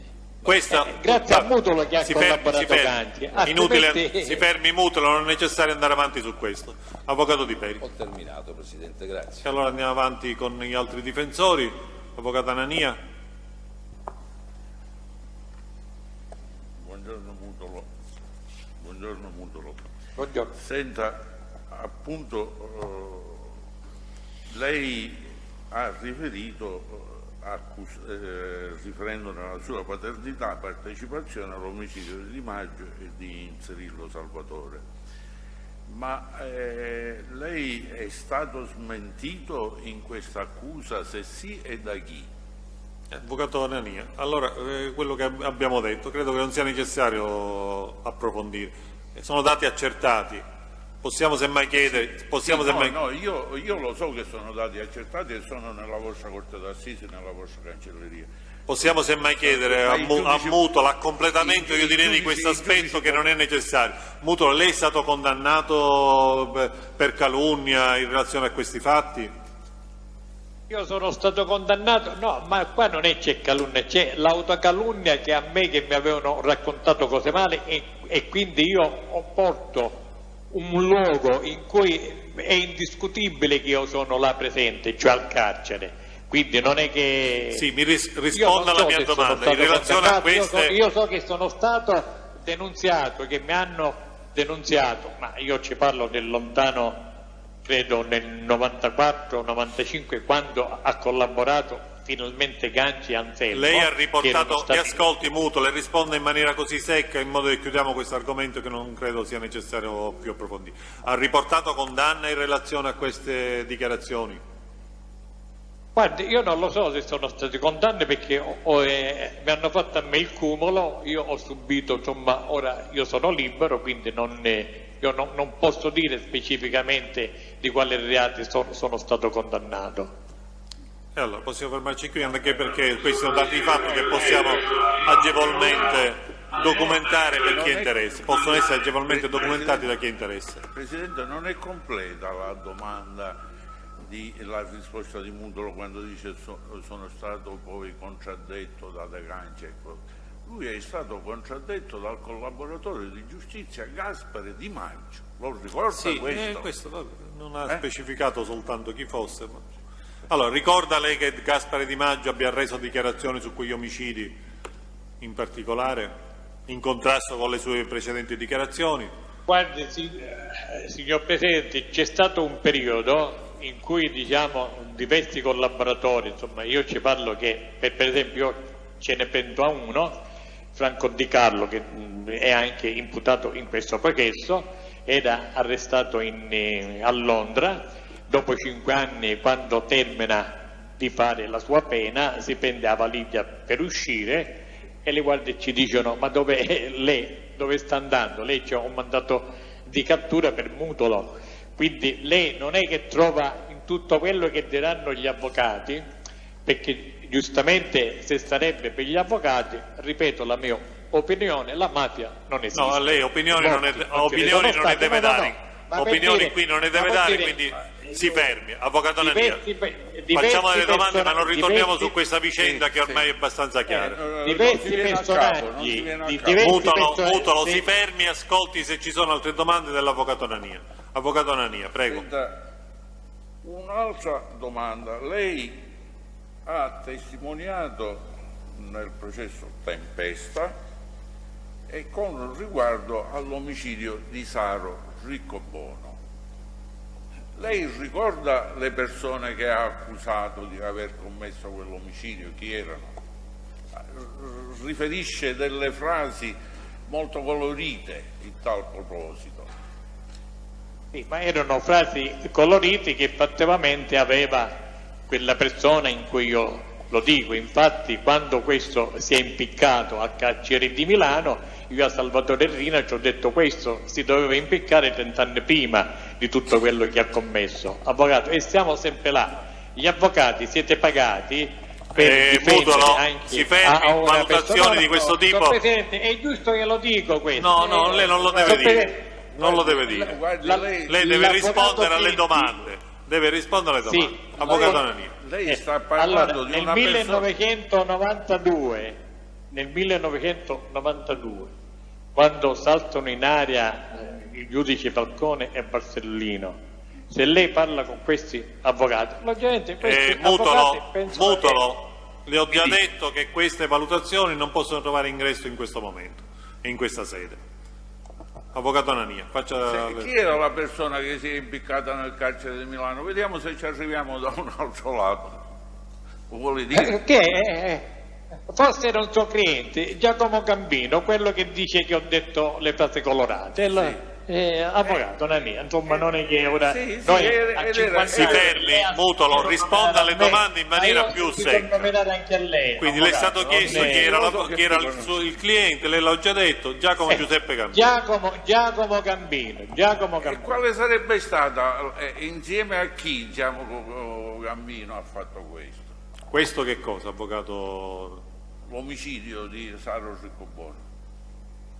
Questa è la domanda. Allora, dovremmo fare un passo indietro. Riccobono, dopo è stato chiarito che è stato fatto, diciamo, che io ne parlai con il mio compagno David Salvatore, che era fatto a Dammusa, ma ripeto, il mio compito in quel periodo era tutto un altro, per come è il compito degli avvocati, cercare allora, di Mutolo, ascolti un attimo, risponda a questo, per così chiudiamo anche questo argomento, che non credo che sia importante. Quindi mi ascolti che gli sto facendo una domanda, quindi così anticipiamo anche l'altra domanda dell'avvocato Nania. Quindi lei diede una ricostruzione dell'episodio in cui venne eliminato Rosario Riccobono, diversa da quella che poi è stata accertata successivamente sulla base di altre dichiarazioni di collaboranti e sulla base anche di processi conclusi con sentenza definitiva. È così, sì o no? Sì, è stato così, perché io faccio delle dichiarazioni nel 92. Basta questo, abbiamo già capito che lei ha riferito di Giacomo Giuseppe Gambino, quello che le frasi che le furono dette, eccetera. Va bene. Andiamo avanti, avvocato Nania. Posso accennare brevissimo? No, non è necessario che lo accenni. Direi di andare avanti. Quindi anche questo abbiamo accertato che anche lì fu fatta una ricostruzione diversa dalla omicidio dei due rapinatori in via Evangelista di Blasi. Lei si è autoaccusato di questo omicidio di due meccanici. Lei ha partecipato? Io mi sono accusato. Sì. Ma che dice, avvocato? No, lei forse sta sognando. Io ho detto, questi due omicidi, c'è la prova certa che vengono presi Stefano Fontana e Bonura Francesco, perché dopo queste persone, Madonia ed altre persone, Carollo, avevano fatto questi omicidi, passa una macchina del viale Michelangelo, vedono confusione, allora si dividono diverse macchine. Stefano Fontana e Bonura Francesco, che era uno dei costruttori più importanti di Palermo, va bene, diciamo, scendono verso Palermo dal viale Michelangelo. La polizia li segue a distanza perché stanno chiamando rinforzi e in via San Pollo fanno una... Allora, Mutolo, si fermi un attimo, Mutolo, perché anche qui è bene chiarirlo, perché in effetti quella domanda dell'avvocato Anania non mi sembra che sia stata pertinente, nel senso che non risulta, almeno per quelli che sono gli elementi, ma altrimenti lei ce li dia prima. Credo che si riferisca al duplice omicidio Dominici Cazzese. Dominici, sì. Perfetto. E allora, siccome non risulta a nessuno che Mutolo si sia autoaccusato di aver partecipato a questo duplice omicidio, se lei ha delle dichiarazioni di Mutolo gliele contesti, altrimenti ci fermiamo qua. Non ce li ha e allora probabilmente è un ricordo impreciso. Alla strage di Santa Rosalia lei ha partecipato? Io dovevo partecipare, infatti la sera stessa che mi avevano invitato, e non ho partecipato, però ho raccontato per filo e per sogno chi c'erano andati, quante persone erano state uccisi, e c'è il collaboratore Gaetano Gatto che dopo ha specificato che lui è uno che ha partecipato in quegli omicidi. Lei faceva poco fa, a modo di esempio, l'omicidio del sindaco Lipari di Castelvetrano, nel quale procedimento un ufficiale dei carabinieri avrebbe asportato o nascosto i guanti di paraffina, per cui gli imputati erano stati assolti. Chi era questo ufficiale dei carabinieri? Chi era?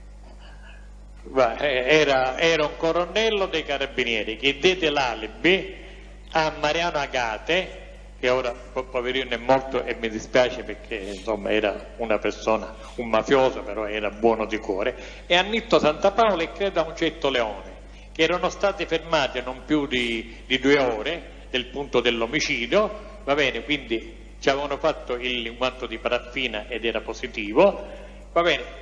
dovevano giustificare dove erano stati Mutolo, l'episodio lei l'ha già raccontato, l'avvocato adesso le sta chiedendo se lei sa il nome di questo colonnello di cui ha parlato.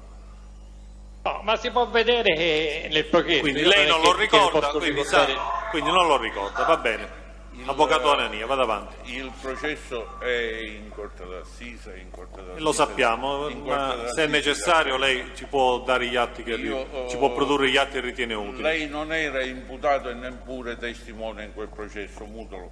No, ma io sapevo chi l'aveva fatto, quando l'avevano fatto e perché l'avevano fatto. Io la smentisco e se vuole le dico perché. No, lei non deve spiegare, deve fare eventualmente delle contestazioni, ma sulla base di atti e dichiarazioni. Non c'è stato né guanto di paraffina, né perizia, Avvocato né Anania, capitano, né colonnello, se lei si è trovata, scusi, Avvocato Anania, no, non è questa la sede. Se lei ha interesse può documentare acquisendola e producendo la sentenza che riguarda quei fatti. Si è trovata una velina nella caserma dei Carabinieri Avvocato di Anania, si fermi perché qui non è questa la sede per fare questo discorso. C'è una sentenza anche lì, più sentenze, se lei lo ritiene la può produrre. Ma le mie domande servono e sono socialmente... La domanda l'abbiamo fatta, lei ha chiesto se sapesse il nome, non lo sa, andiamo avanti. Perché la Corte tenga conto nella valutazione del collaboratore, dell'attendibilità del collaboratore di giustizia di questo Avvocato Anania, con tutto il rispetto, però la Corte non può tener conto della spiegazione che lei ci dà in questo momento, perché non è questa la sede.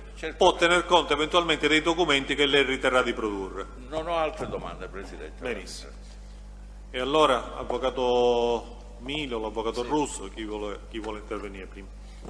Avvocato Milo. Buongiorno Mutolo, io Buongiorno. Le farò domande abbastanza secche, pregherei di essere sintetico perché sono solo delle precisazioni. Allora, innanzitutto lei è già stato sentito dal Tribunale di Palermo, sezione quarta penale, nel processo a carico del generale Mori e del colonnello Binu sullo stesso argomento che ha riferito oggi, cioè i colloqui sentiti durante le pause degli interrogatori fatti col dottor Borsellino? Guardi, Avvocato, se io mi dovessi ricordare di tutti gli interrogatori, di tutti i testimonianze che ho fatto, dovrei camminare, per come camminate voi avvocati, con il computer e con la valigetta. Siccome io non ho niente, io le posso dire, non mi ricordo, se mi deve contestare qualche cosa me la contesta. Basta così, Mutolo, quindi non lo ricorda. D'altronde lo possiamo dare come dato certo perché il pubblico ministero già ha citato. E il verbale tra l'altro è prodotto dalla Corte d'Assise. E quindi possiamo andare avanti. Lei ha mai sentito parlare del generale Subranni? Sì. Ne ha mai sentito parlare come di persona collusa con Cosa Nostra?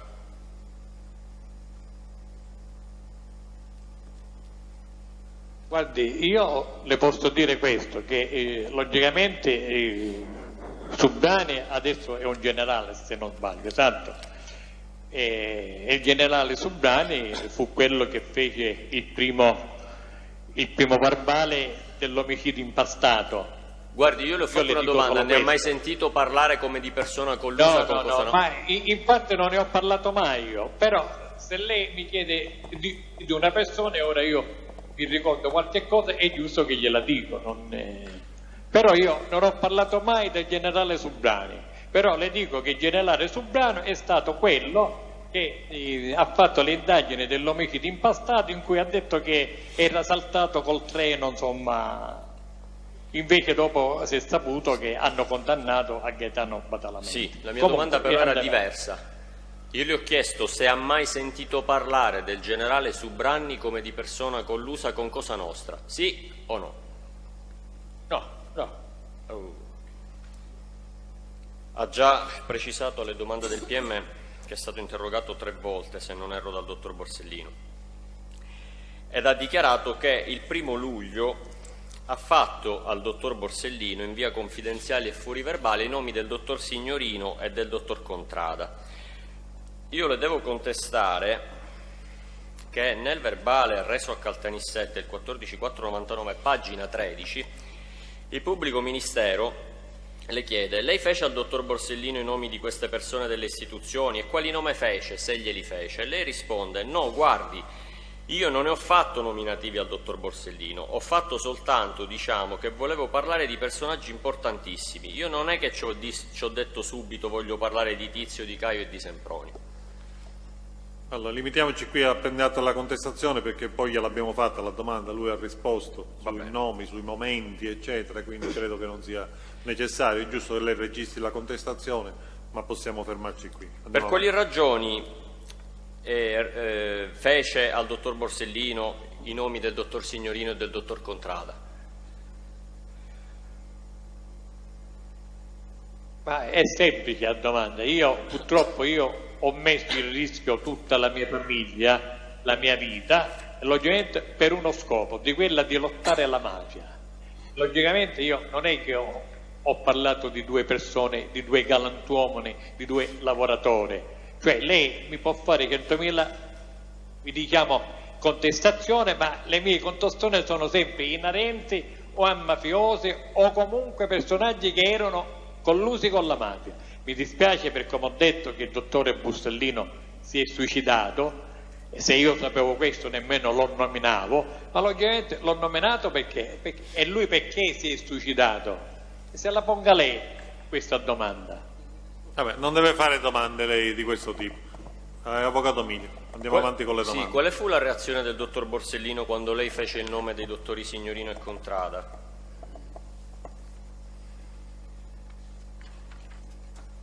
Mi hanno detto, ma logicamente quando io facevo queste nominative erano stupore, erano preoccupazioni, insomma, io non è che potevo essere dentro il cuore o la mente di questa persona. Queste persone, logicamente, io quando che ci facevo un nome importante rimanevano meravigliati, rimanevano preoccupati, non so come lo devo dire. Quando io per la prima volta ho nominato a Carnevale, lei sa che è Carnevale, esatto?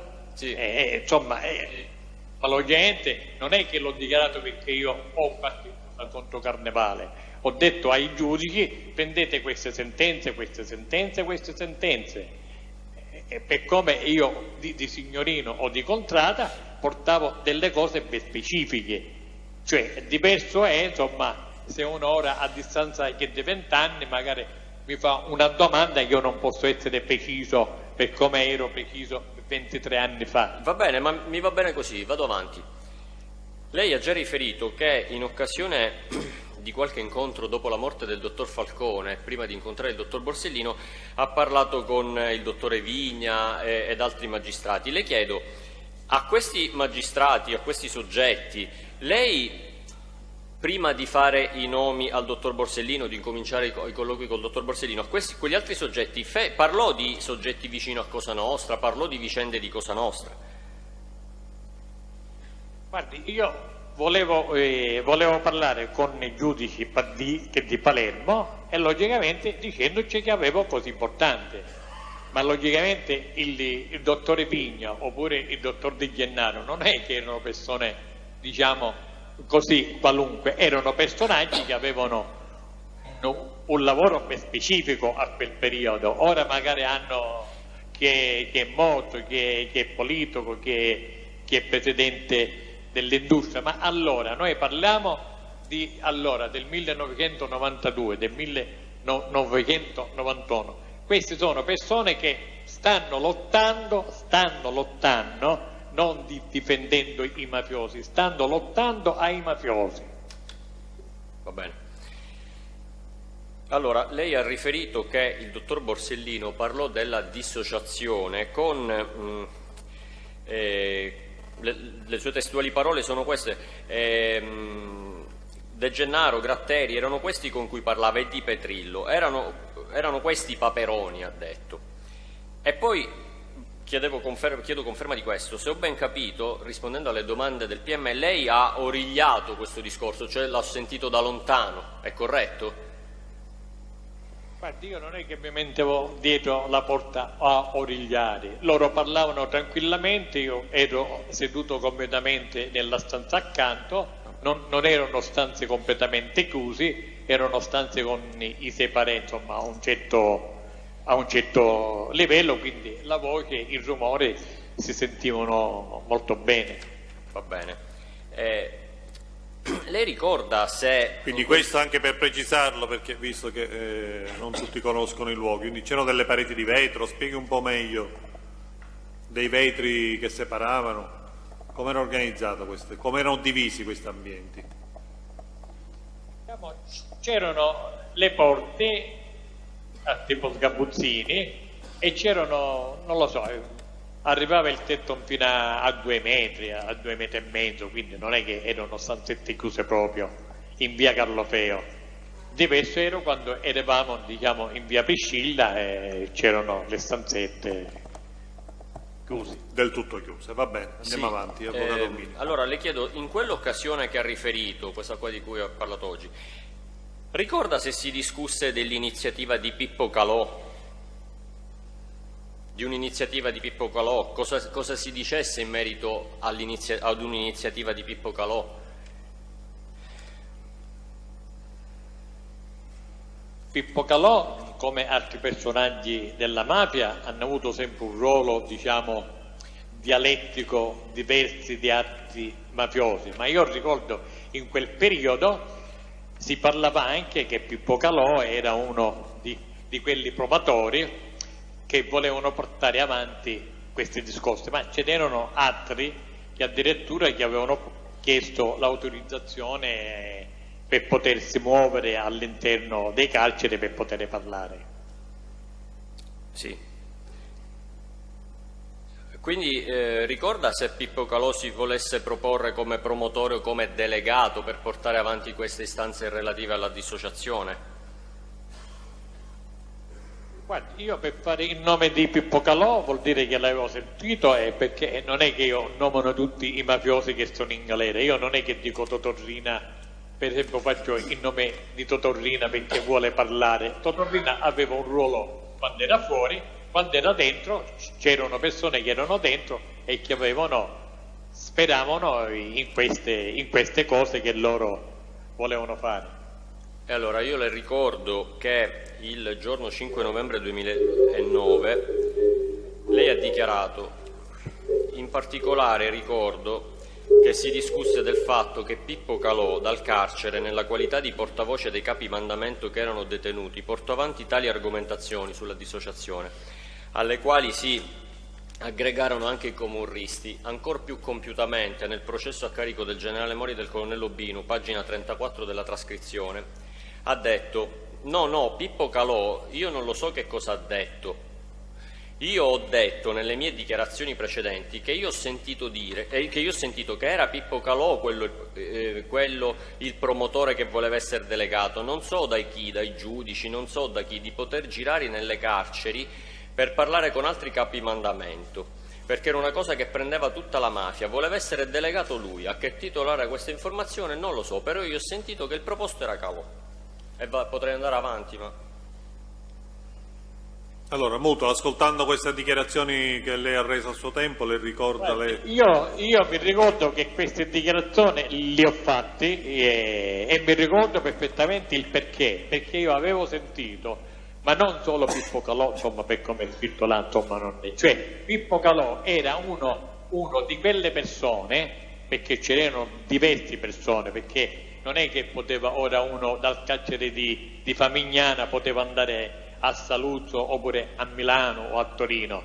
C'erano diverse persone che erano predisposti a poter parlare con altri detenuti, perché era arrivato, diciamo, questa benedetta, diciamo, novità che fra di loro, che loro pensando, lo sto dicendo io questo, loro pensando che lo Stato accettava, perché avevano avuto senz'altro dei segnali, altrimenti non si esponevano a un certo tipo di esposizione, va bene, loro pensavano che potevano fare questi accordi, ma non era solo Pippo Calò, c'erano anche altri personaggi.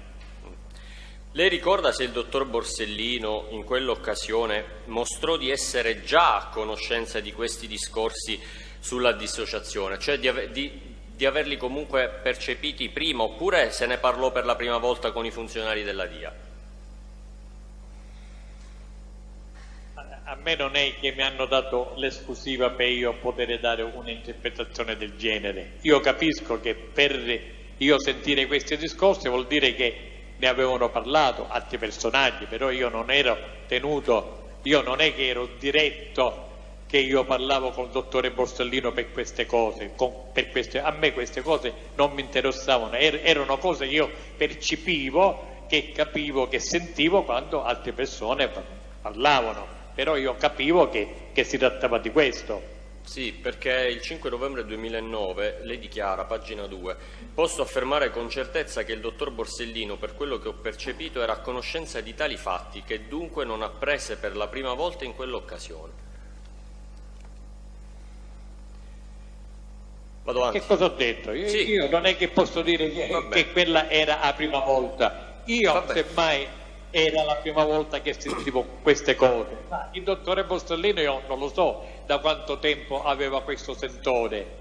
Sì. Io non è che posso fare io delle valutazioni su cose che io nemmeno posso pensare perché non mi compatevano. Va bene, grazie. Io le rifaccio la domanda alla luce della contestazione che l'ha fatto il pubblico ministero. A chi si riferiva il dottor Borsellino quando diceva questi sono pazzi? Lei, il PM le ha contestato una dichiarazione del pubblico ministero, un verbale di interrogatorio, nel quale lei ha detto che si riferiva a chi voleva accettare questa ipotesi di dissociazione. Sì, avvocato Mine, però siccome abbiamo sviscerato abbondantemente... Sì, allora vado alla contestazione. Va bene, signor Presidente. Allora io le devo contestare il verbale sempre del processo Mori-Obinu, pagina 17. Il pubblico ministero dice: signor Mutolo, non le ho chiesto con chi parlasse il dottor Borsellino quando si riferiva al fatto che questi erano pazzi o matti. Io le ho chiesto se lei ha potuto, ascoltando le parole del dottor Borsellino, capire a chi si riferisse, cioè il dottor Borsellino diceva questi sono pazzi, ma chi erano pazzi? Lei risponde: erano pazzi mafiosi che volevano fare questo accordo, cioè che volevano questi patti che avevano impiantato, almeno io non so come li avevano impiantati, ma il riferimento era questo. Io, perché dopo io ascoltando altre cose ho capito il riferimento erano i mafiosi e i camorristi. E allora? C'è una integrazione alla contestazione. Prego. Lo stesso verbale.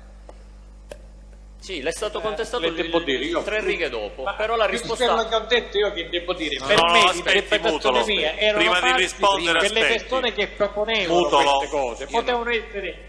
Io non dico che la contestazione non sia perfettamente rituale e corretta, dico credo che il Presidente possa autorizzarmi ad integrarla, nel senso che siccome già in quella sede, a quella risposta che ha letto il difensore, il pubblico ministero leggeva e contestava le dichiarazioni precedentemente rese alla Procura di Caltanissette il 5 novembre 2009, che non rileggo, il Mutolo rispondeva: no, io le confermo quelle.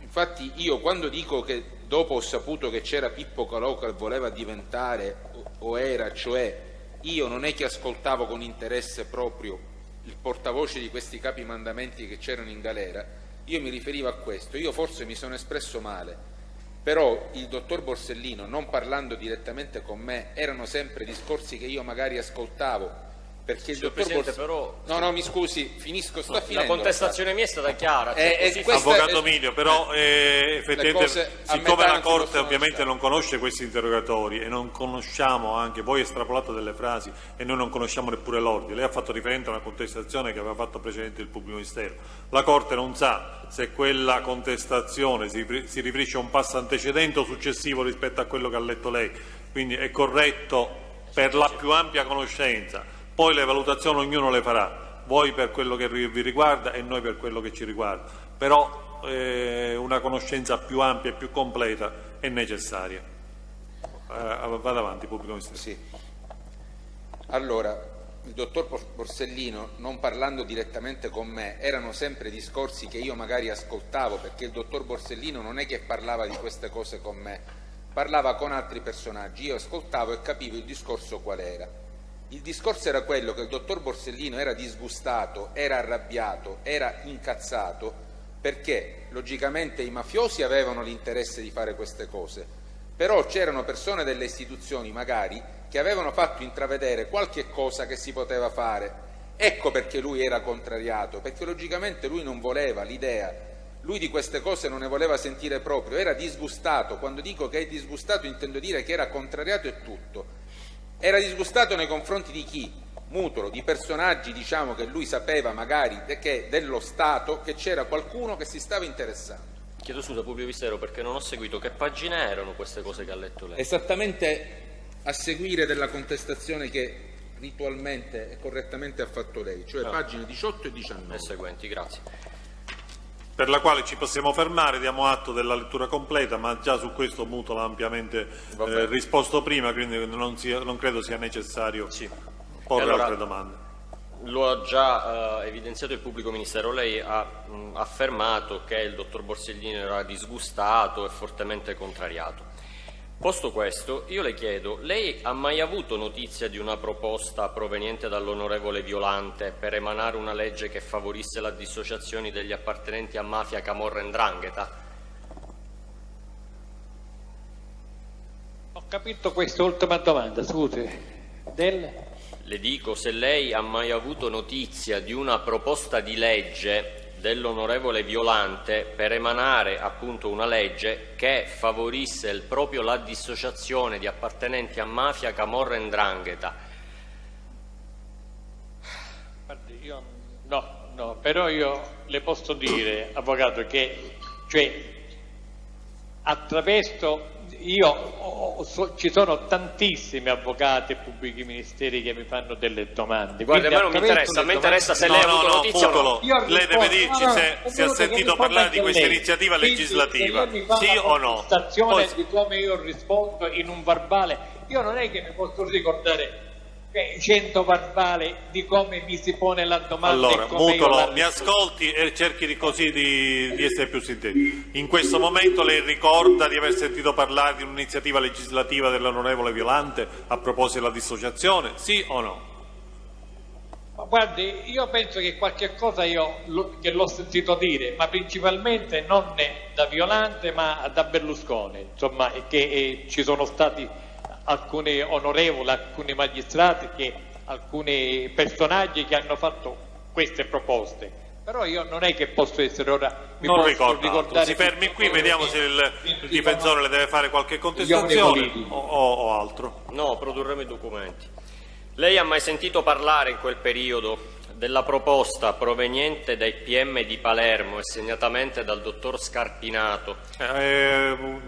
Avvocato Mini, io non vorrei che si innesti di nuovo no, la polemica su questa interpretazione e su quel resoconto. No, un minuto. Facciamo però la domanda, sì, senza attribuire però al dottor Scarpinato delle cose che sono ancora tutte da valutare e che sono state già contestate dal pubblico ministero con un'interpretazione. Poi quale sia quella giusta la vedremo. No, ma io infatti c'è il documento, Presidente, c'è un documento che il pubblico ministero ha prodotto e che dimostra che sono assolutamente sbagliati. E non abbiamo bisogno quindi di entrare in questo. Allora, quindi lei si fermi qui alla domanda, non attribuendo quello che avrebbe detto il dottore Scarpinato. Quindi iniziative della Procura della Repubblica o in particolare il dottor Scarpinato a proposito della dissociazione. Ne ha mai sentito parlare, Mutolo, sì o no? Non mi ricordo. Non si ricorda. Avvocato Mino. Non era, signor Presidente, se posso specificare per il suo ricordo, era a proposito della dissociazione, ma si parlava, questa iniziativa, diciamola così impersonale, parlava di estendere ai mafiosi pentiti o dissociati i benefici per i terroristi pentiti. Allora, se non ricorda di iniziative provenienti dalla Procura di Palermo è inutile fare altre domande. Prendiamo atto della risposta. Ma non capisco proprio la domanda che significato ha, cioè io non capire lei. Mutolo deve rispondere alle domande che sono ammesse, in questo momento non deve rispondere ad altro. Avvocato Milio, vada avanti con le domande. Sì. Allora, lei rispondendo alle domande del pubblico ministero, se ho ben capito, ha detto che da riferimenti fatti dai funzionari della DIA, da questi interlocutori, si capiva che che si parlava di carabinieri e del generale Mori. Io le chiedo innanzitutto, questi riferimenti venivano fatti in maniera negativa oppure si diceva che il colonnello Mori stava facendo il suo lavoro?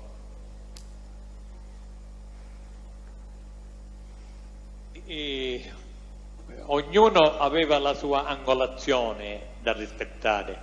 Io penso che la DIA è nata, se lei non lo so che glielo spiego io. No, io voglio spiegare perché lei deve rispondere alla domanda. L'ho già invitato ad evitare polemiche con i difensori, quindi lei si limiti a rispondere. Presidente, io non ho capito bene a che cosa... Mi scusi un attimo solo, mi pare che anche in esito alle domande opportunamente di specificazione fatte dal Presidente della Corte abbia specificato nel corso dell'esame che i riferimenti che ha personalmente sentito erano casomai a ufficiali dei Carabinieri e che il nominativo del colonnello Mori era una delusione. Pubblico Ministero, la domanda che adesso sta facendo il difensore ha una sfaccettatura leggermente diversa e solo in questi termini la pongo. Ad ulteriore chiarimento. In sostanza l'Avvocato Milio le chiede, lei ha percepito che ci fosse una critica, diciamo così, da parte degli esponenti della DIA, da cui lei ha ascoltato quelle frasi che ci ha detto, nei confronti dei Carabinieri o no? Guardi, questa è una valutazione che posso fare io, perché se lei vede anche quell'andaccio che c'era dentro la DIA, tra il professor Allarchi perché noi avevamo anche i Carabinieri dentro la DIA, avevamo al colonnello Di Petrillo, chiamato Baffo di Ferro, che aveva con Della Chiesa sconfitto i terroristi, che era un carabiniere. Però io ora non è che posso dire potevo essere io nei loro pensieri. Certamente i Carabinieri stavano facendo una cosa che secondo me non gradiva bene alla DIA, anche perché c'erano cose, per esempio io mi sono trovato ad essere, diciamo così, garante di un certo Ilardo, di Gino Ilardo, che questo io lo conoscevo fin dal 1983. Scusi, ma quello viene nel 95, ma cosa c'è? Avvocato Milio, faccia completare, chiariamo per comprendere tutti noi cosa c'entra questo riferimento a Ilardo. Che significa lei si è fatto garante di un certo Ilardo? E quindi quando questo Ilardi doveva uscire perché volevo fare il collaboratore, Di Gennaro è venuto da me a dire: lo conosce a questi Ilardi? Io ci ho detto che lo conosco, è una persona seria, è una persona corretta. Noi già ne parlavamo nell'83 che eravamo contro a questo comportamento dei signori corleonesi che stavano uccidendo a delle persone semplicemente perché non le gradivano, non perché avevano fatto qualche cosa. Io le posso assicurare che è una persona seria, che se dice una cosa la fa, e che dice non si vuole pentire, vuole fare il collaboratore, cioè che vuole portare delle notizie. Vabbè, dopo io ho sentito dopo qualche anno che a questo Ilardo l'hanno ucciso, va bene, e questo aveva portato, diciamo, i Carabinieri. Ora un attimo, adesso lei, perché Mutolo, un attimo, se lei adesso sta riferendo fatti di sua diretta conoscenza, andiamo avanti. Se lei riferisce cose che ha preso dai giornali, non ci interessa. Sono cose che ha preso dai giornali o ci sta riferendo alle cose dirette? Dico queste successive. Queste sono cose che io mi sono... Signor Presidente, sono cose queste che io mi sono fatto garante. Con il dottor Di Gennaro, lei adesso è arrivato, Mutolo, mi ascolti, lei adesso è arrivato al momento successivo, ci stava parlando del momento in cui fu ucciso Ilardo. Di questa uccisione lei ha conoscenza di fatti per sua diretta conoscenza? Ci sta riferendo fatti di sua diretta conoscenza? Oppure logicamente sono cose che io leggo attraverso sui giornali. Allora si fermi qui perché non è necessario andare avanti. Si fermi, Avvocato Milio, vada avanti con le sue domande. Sì, no, le volevo ricordare solo che a pagina 26 alla fine dice, a proposito della domanda che ho fatto, Dice, il riferimento che si faceva al colonnello Mori non è che si faceva in maniera, diciamo, cattiva, si faceva in maniera che purtroppo che lui stava facendo il suo lavoro. Prendiamo atto della contestazione, lui ha dato la risposta sì. Già su questo precedentemente, vada avanti. Sì, signor Presidente. Lei quindi, se ho ben capito, mi conferma che il nome del generale Mori in quelle occasioni non venne espressamente mai fatto? Vada avanti, Avvocato Mino, non chiediamo di nuovo perché altrimenti dobbiamo ripetere tutto il discorso, ma è stato chiaro su quello. Gli abbiamo fatto parecchie domande su questo punto. Va bene. Allora, lei ha anche riferito che era individuabile dei riferimenti dei funzionari di Dio. Le chiedo, allora possiamo dire che il colonnello Mori agiva, per così dire, alla luce del sole? Questa è una valutazione, Avvocato Mino, non è una domanda che possiamo porre al Mutolo. Sì, allora, se ho ben capito dalle sue risposte alle domande del PM ed anche dalla contestazione che poco fa le ha fatto il PM, ora che le prendo, la circostanza che Mori faceva la spola tra Roma e Palermo asseritamente per trattare con Cosa Nostra era nota anche ai funzionari della DIA. Ma questa asseritamente per trattare con Cosa Nostra, per la verità stiamo andando un poco oltre perché non l'abbiamo ascoltato. Il pubblico ministero, signor Presidente, ha contestato il verbale del 2010 nel quale si diceva: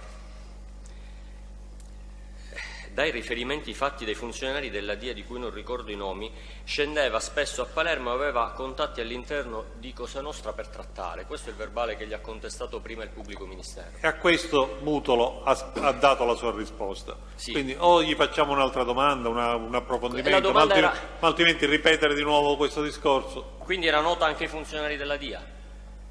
Quei funzionari che facevano... Faccia la domanda precisa, sì, perché anche noi la vogliamo comprendere. Era nota anche ai funzionari della DIA, quei funzionari, quella cerchia di funzionari che sono risultati dalla sua deposizione, che lo accompagnavano, che erano in quelle occasioni, di Petrillo, Gratteri. Allora, ripetiamo questo discorso così lo chiariamo.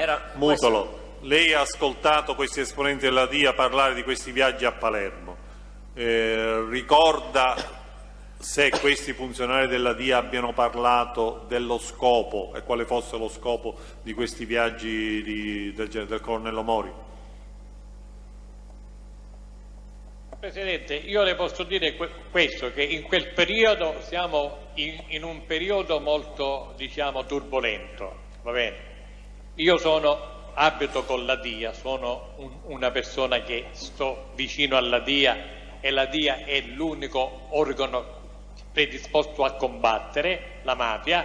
Io mi ricordo che quando uscivo con alcuni ragazzi e li sentivo parlare, là c'è una macchina, allora io capivo, non è che me lo dicevano a me, perché me lo dovevano dire a me, io capivo che quella macchina non era dai mafiosi. E questo lo ha detto e l'abbiamo ascoltato. Ma sui motivi dei viaggi del generale Mori, sui motivi dei viaggi del colonnello Mori, cosa ci può dire? Cerchi di essere anche qui più preciso. Ma io l'ho detto, poi, guardi, io col colonnello Mori io ci sono andato fino a Dair Rossi a parlare con l'avvocato di Cangemi, con Cangemi e con mezza procura per fare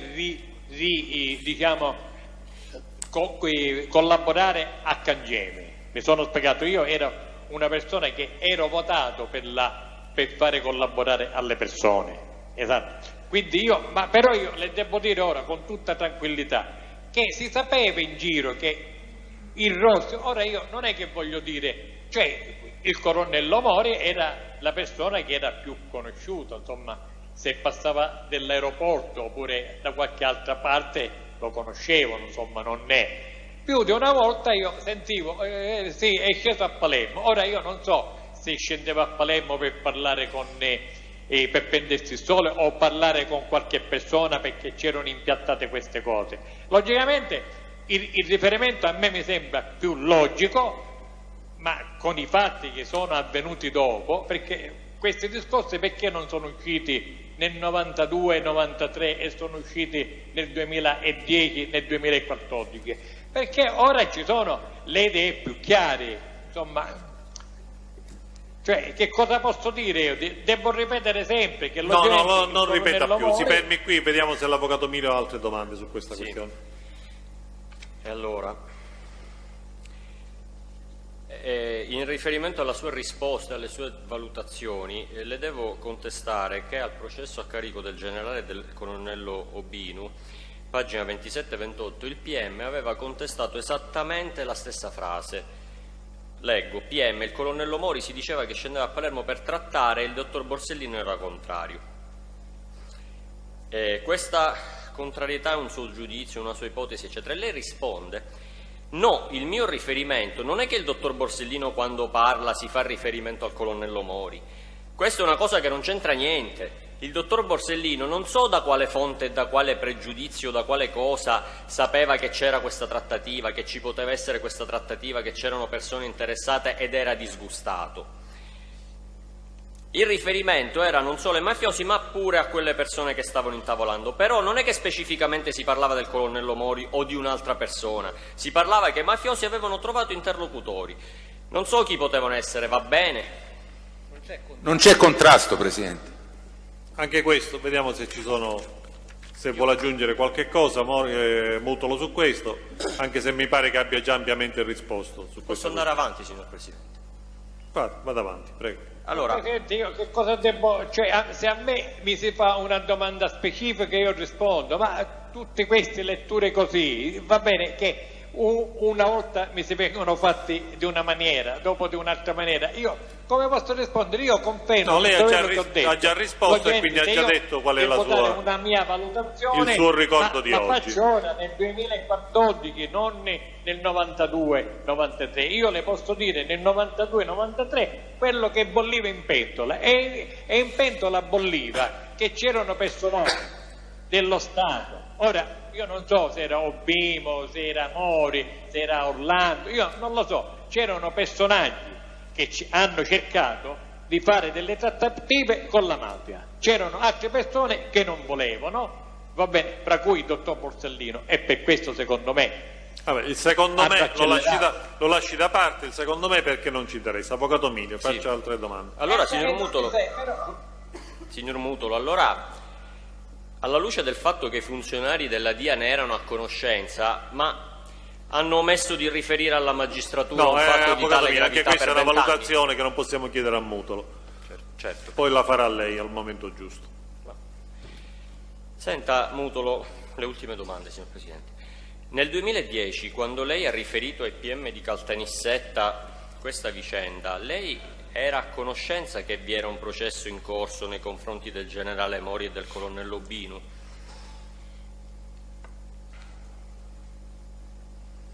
Credo di sì, se c'era.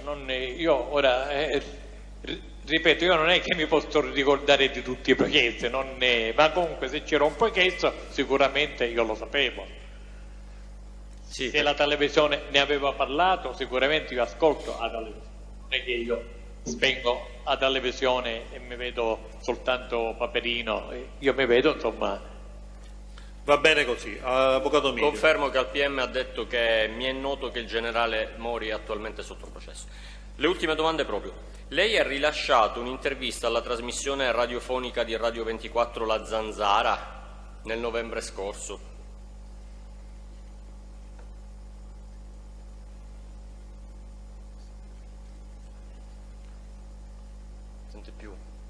Mi sente?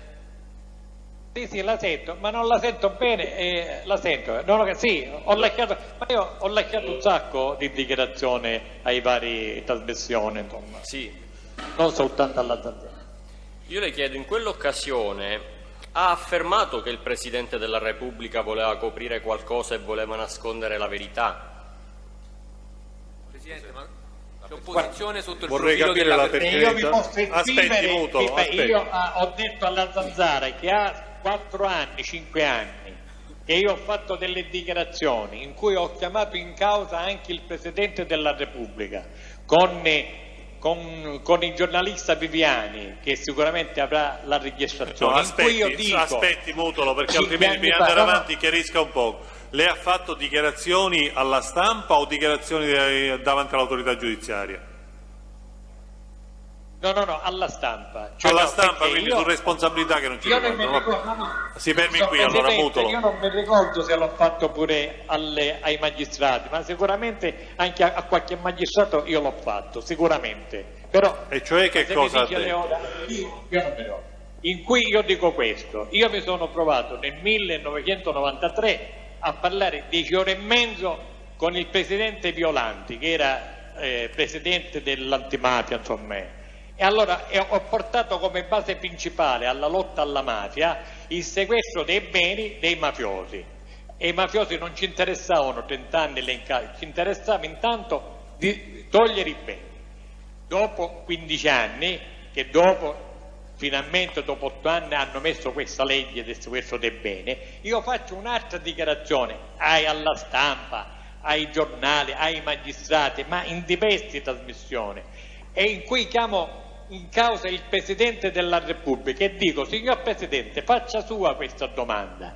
Ma abbiamo capito il senso, quindi si fermi qui perché non è necessario andare avanti. Si fermi, Mutolo, ascolti le prossime domande dell'Avvocato Milio. Avvocato Milio. Sì, lei ha dichiarato, testuali parole, Napolitano detto con grande rispetto si è voluto immischiare nei processi, vuole coprire questo non qualcosa. È pertinente e non è necessario, non possiamo ammettere questa domanda. Ma è stata chiesta la testimonianza del Presidente della Repubblica, credo che... Ma non su questa questione, sul parere di Mutolo. Su tutt'altro tema. Però... E quindi una valutazione di questo genere fatta da Mutolo evidentemente non è pertinente in questo processo. E allora, ha già riferito in merito al fatto che la sua attendibilità è stata messa in dubbio da alcuni giudici che l'hanno giudicata, quindi non ci ritorno. Lei ha mai accusato il dottor Giuseppe Ayala, definendolo persona ambigua, assuntore di droga ed insinuando che avesse voluto fare un favore processuale a Giuseppe Giacomo Gambino? Anche qua, se il Presidente mi lascia parlare 2 minuti, io mi spiego, altrimenti ci dico sì e va bene. Io nel 1986 mi trovavo a Luciardone, conoscevo bene il dottor Signorino e il dottor Ayala, che erano i PM del maxiprocesso, mandai a dire io a Gambino e a Rina che io potevo intercedere verso Signorino, non ne tanto vale insomma per Ayala, e mi hanno detto no, ci pensiamo noi.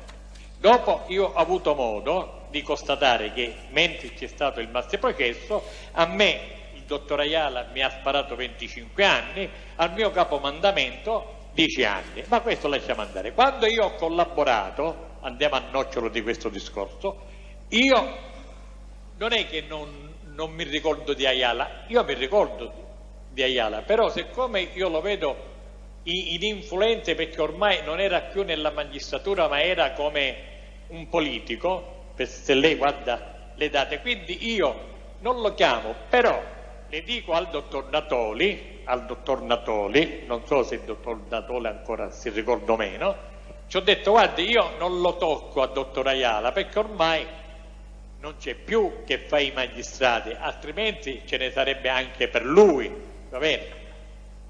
Il dottor Natoli dopo 15-20 giorni, perché io ci dico come mai a me mi dà 25 anni e al mio capomandamento 10 anni, il dottor Natoli mi dà la risposta dopo 15-20 giorni e mi dice sai Gaspare, dice il dottor Ayala mi ha detto che aveva scambiato perché effettivamente c'erano 2 Gambini, c'era un certo Gambino Ucuvato, uno della Guadagna, che fu impiegato dopo nell'omicidio di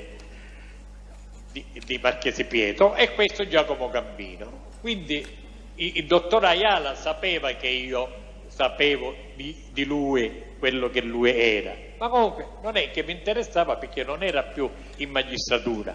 È successo questo, che io un giorno mentre guardo il computer vedo una giornalista che vuole parlare col dottor Ayala, in cui insomma c'è il discorso della borsa, della valiglia del dottore Borsellino che era mancata, le 4 deposizioni, 5, 2, 3, quello che fa di peste un dell'altro, e questa giornalista insiste dicendoci al dottor Aiala: ma guardi dottor Aiala, se il fratello Salvatore diciamo insiste per questa cosa è perché lui sta cercando la verità, una verità che tanti ci sono le cose confuse. Lei ha fatto 4 dichiarazioni, una diversa dell'altra, e lui tranquillamente ci dice anche Abele aveva un fratello. Quindi mi è venuto un brivido, ho detto ma scusi, ma questa persona allora prende un fratello che cerca di scoprire la verità a un altro fratello che tragicamente salta in aria con 4 persone. Va bene, Mutolo, credo che si può fermare qui, abbiamo capito. Sì, Avvocato Mini. Conclusivamente le chiedo, lei ha accusato il dottor Aiala e questo ha già risposto, ha già dato le sue, diciamo, tra virgolette, spiegazioni. Persona ambigua e assuntore di cocaina. L'ho già detto, l'avvocato ha già risposto, quindi non è necessario. Allora, avvocato Russo. Sì, grazie Presidente, solo un chiarimento, signor Mutolo. Senta, nella discussione in cui ha sentito parlare della dissociazione, ha sentito parlare anche del 41 bis?